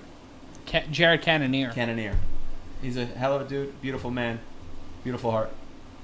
You destroy Robert Whittaker and you're next. He's the one I want to fight next. If he beats Robert Whittaker and dominates him, he's next. Oh, I want that fight. Give me that fight. I want it. Hey, Give me. Shout out to the best team in the world. Can you hear my man's in the back shouting out everybody on his team? Blood Diamond Shed 1. I love you, everyone watching at home. I love you all. Shout out to the puppy. Mwah. I'm out. Oh, you shouted out the fat baby? Maybe. Francis Ngannou tweeting a massive victory. Israel Adesanya dancing to some music in the ring, continuing. Blood Diamond Shed 1. And now playing the belt like a guitar. Israel Adesanya showing you what it's like to cut a promo. Shout out to Colby Covington, who's not That's paying right, attention. baby. That's hard times, baby. And as we see the highlights again, Paulo Costa just He strike after strike, but then not in the highlights are the amount of leg kicks. Yeah, Just and then glanced just him, that but left shot just opened him wide. And if you see him punch, he doesn't even look like he's defending himself until then and just turns his head to the side. It's just not enough. The referee had every right to stop that. And then we see highlights of Adesanya doing the Spinneroonie breakdance move while a beaten and defeated Paulo Costa was receiving medical treatment. Hey, breaks to the game, baby. Breaks to the game. It reminds me of when they do Showtime on the subway and 2 feet breakdance 2 feet away from a full subway car. And Israel Adesanya continuing to shimmy all the way down into the locker room. And we could see more, but they've cut away, perhaps rightfully so, to some images of Abu Dhabi. A long night of celebrating ahead for Israel Adesanya. So whoever took so. Adesanya, the under, and a TKO, well done. Good for you. Well, you've earned that, and if you would like to donate that. Adesanya was the favorite. He was, but you take the under and the TKO? Oh, that's some good money. Shout out to Jonathan Roncone donating another $5 to the cause. And also, please sub. We're near 100,000 subscribers. Wow. Here's the thing, folks. Wow. If we can prove that we're the cause for 100,000 subscribers on the Combat Culture YouTube channel page, and if you're watching us on other platforms, if you're watching us on MMA Mania's Facebook page or the YouTube page, if you're looking at us from anywhere else but the Combat Culture YouTube channel, we love you. We appreciate you. But head over to the Combat Culture YouTube channel, hit the subscribe button, hit the notifications bell, because if we reach 100,000, I'm going to convince the bosses at Combat Culture to send us that plaque. And hopefully if we get it in time, we'll open it up, we'll unbox it live right here on the show. Because we want to thank you for riding with us for the past year. In this past year, we've come to you from Teaneck. We've come from you from a variety of places in New Jersey. And we're so grateful and thankful that you have taken this time, whether it's your first time with us, your 11th time with us, spending any sort of time with us on this show since we've made the move from MMA Mania to Combat Culture. It means the world to us. It means the world to me personally. I want to thank everybody at Combat Culture for taking a chance on this show. I want to thank... And we continue to see Adesanya do the funky monkey. I mean, that's the dance move, if I remember, from the 60s. Just belonging in a go-go cage. The celebration continues. I was hoping for the Bat Watusi. I don't see it. Shout out to Chris Mont donating $2 to the cause. But we thank you for joining us here tonight. It's been a great card and a great show. Let's take a look around the horn here. We've got people watching us from Canada. Jeffy Johnson watching us from London. Frank Dick watching us from Canada. Really awesome to hang out with you guys here tonight. Let's take a look at some of the other stuff going on. I want to take a look at some of the other comments and some of the other chats right now. Sorry if we weren't looking at you guys or giving you guys enough love here tonight. We do appreciate you guys taking the time out and watching UFC 253 with us. Yeah, I mean, you have a plethora of options of things you could be doing tonight, and we appreciate you taking that time to come and watch us. And while we're talking about, let's, you can catch us doing some of our other projects. We got a lot of other projects that we do. I'm part of Man School 202, the podcast. You can check that out on YouTube and or wherever you get your podcasts. I'm also the voice of Catalyst Wrestling, available on the Fight app and also Gas Digital. And you can check out any of the stand-up comedy or other social media projects that I do at Harry Terjanian, and it's always much appreciated. And hey, send me a shout out. Let me know if you shout me. If you say hello, I'll shout you out on social media. Why not? Let me know you got here from Combat Culture, as we see highlights again of the breakdancing. Shout out to Dan Kavanaugh watching us on the Bloody Elbow feed on YouTube. Shout out to Peter Nguanu watching us from Nigeria. Shout out to everybody watching us on the Bloody Elbow feed. Caleb Hansen. We got Prava Magran. Stephen Nicholas from my hometown of Brooklyn. Brooklyn BK stand up. Matthew Jonathan calling us idiots. Alex Eckmeyer joining us here tonight. As we see the fight rankings for a second, Adesanya obviously the champion. Robert Whittaker at number 1. Paulo Costa still number 2 technically. Jared how do you pronounce the last name? Cannonier, coming in, and that fight is going to be interesting to determine. I mean, Adesanya promised it. Sorry, please continue. No, it just really thankful for everybody watching and joining with us here tonight. Great audience, just a great time. Over 179,000, over 180,000 playbacks right now on our YouTube on the Combat Culture page. Each and every one of you. No doubt, we appreciate it. Yeah, it certainly means a lot to us. It means a lot to all of us. Thank you for Steph for joining us as our moderator. She's been doing a kick-ass job. Thank you to Dan A. White, much heralded member of the team. Can't stop. Hopefully making a recovery soon. And you know what, Harry? Tonight we have 500 more subscribers. So we far. do 97.5. We are 250 subscribers away from 100,000. We are so close. We are. If everybody watching right now subscribed on the Combat Culture YouTube channel, by the end of tonight, we would reach 100,000 subscribers. So we want you right now to head on over to the YouTube channel for Combat Culture. We'll drop that in the chat right now. If you've enjoyed any of this, it would be much appreciated. We try to bring you as much action as possible. We know not everyone always has the ability to check out the UFC fights, but we also appreciate those of you who did and turned down the commentary to listen to us. And any way you watch, it's much appreciated. As the recap tonight, a pretty interesting pay-per-view that ended on a high note. It did definitely crescendo. I think it started off very slow and one of those that ended in dramatic fashion in both co-main events. Totally worth it. Shout out to ChemDog16 from East Chicago, Indiana. Shout out to That'll Do Donkey for subscribing. It's been awesome. If you guys got any questions, just let us know in the chat. We'll try to answer them for you as we go here. Yeah, it's been a hell of a night, man. Very exciting. We're always happy to do these. These are a lot of fun to do. It's a lot different than any other MMA broadcast, I can tell you that. Shout out to Peter Nguanu. Love watching us on the MMA Mania feed. Love you guys. Honestly, could not stream this fight live because I had a poor network. You guys made my day. They love us. We love you. Appreciate it. Dwayne "The Rock" Johnson. Blachowicz called it. Second round KO. Hell of a win. Congratulations, champ. That's from The Rock. Hopefully he's doing well.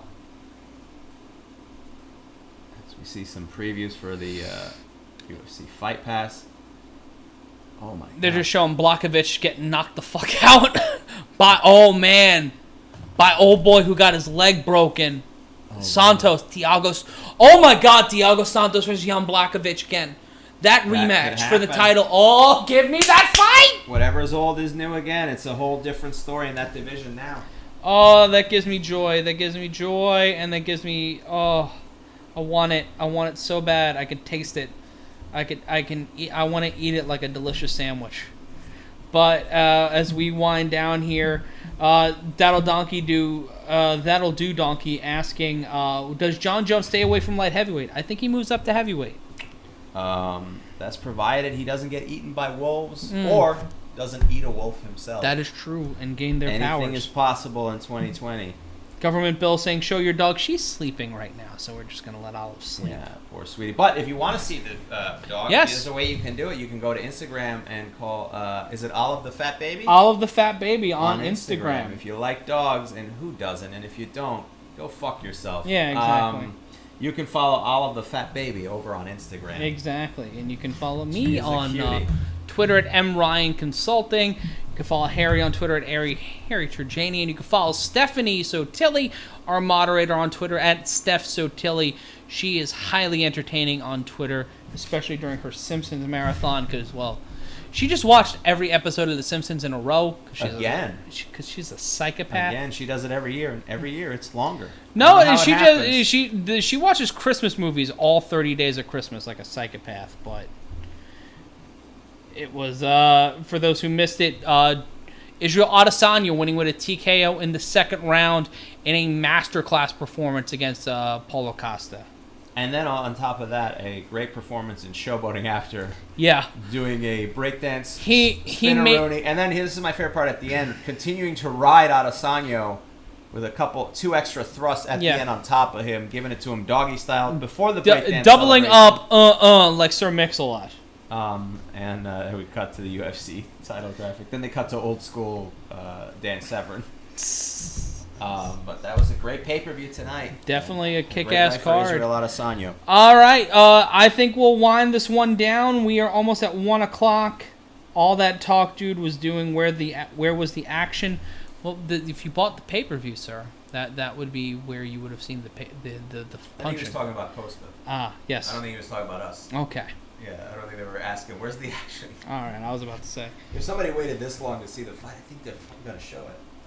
Costa was trying to save energy for rounds 3, 4, and 5. Well, he's got the energy, but he got the to quote Smokey in the Criterion film Friday, he got knocked the fuck out. So I still think he has plenty of energy. Oh, he's got great energy consciousness for the 3 rounds that will never come. Yeah. Well, whatever, man. I mean, he's going to have to look at it. He's going to be the one who has to live it up. And people are asking, why was Costa... no, we missed the challenge at the end of the night. I'm not doing 5 shots of whiskey. Like, I don't have that much whiskey left. Like, I don't have that much left. Taking more than the equivalent of 5 shots I've been drinking this entire card. And before. Not really. No. I'm just making assumptions here. And accusations. But listen.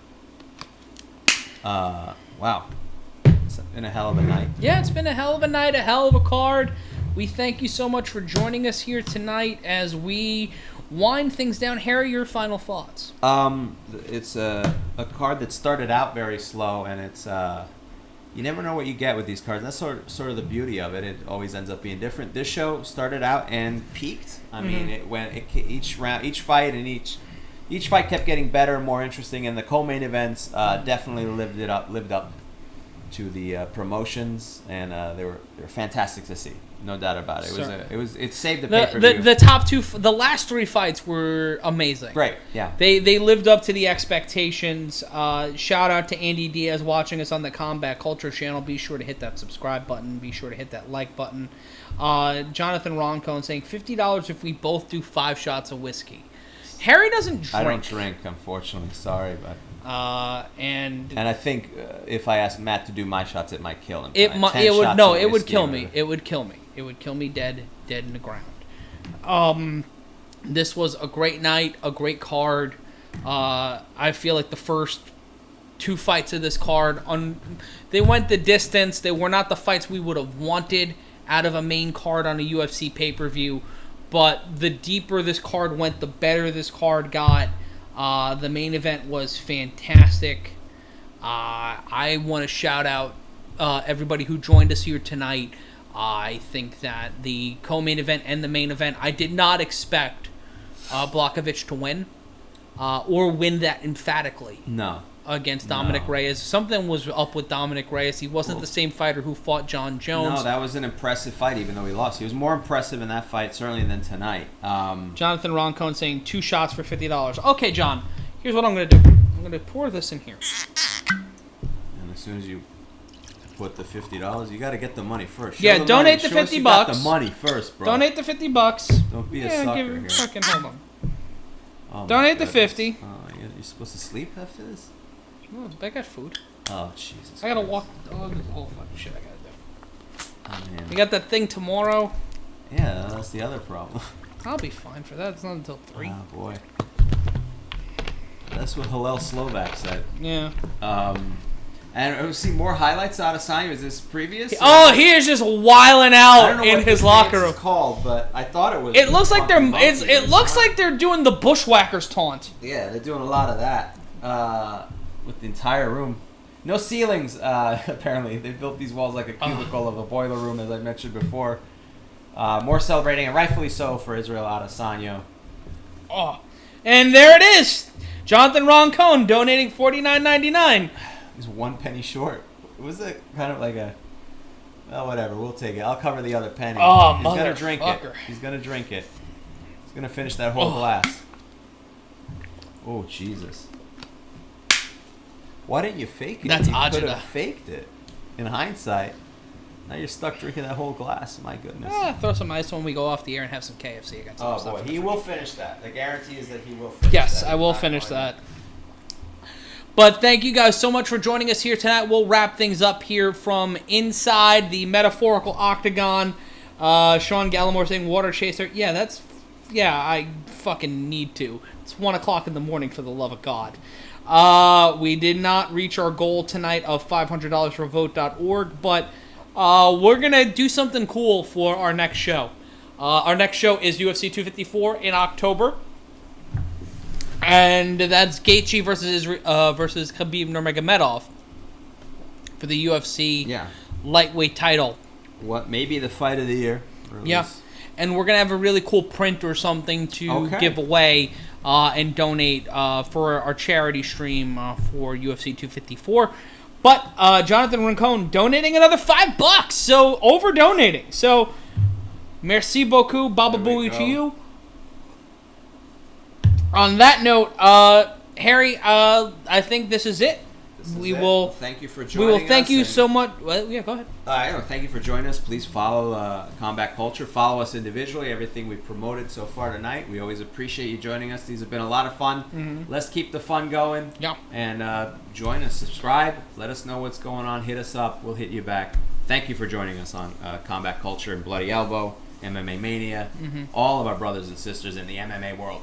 Shout out to Ricardo Gonzalez donating $4.99 to the cause. Much appreciated, my friend. Thank you very much. And shout out to Chris Owens. I'd rather chill with y'all while I watch the fight. That's what we want. That's what we want this experience to be. Even though we call the fights legit, we call them like we're actually broadcasting them on the radio. This entire experience from us to Steph to Olive the Fat Baby to everybody at HQ is to bring you an alternate experience, something that you can't get for...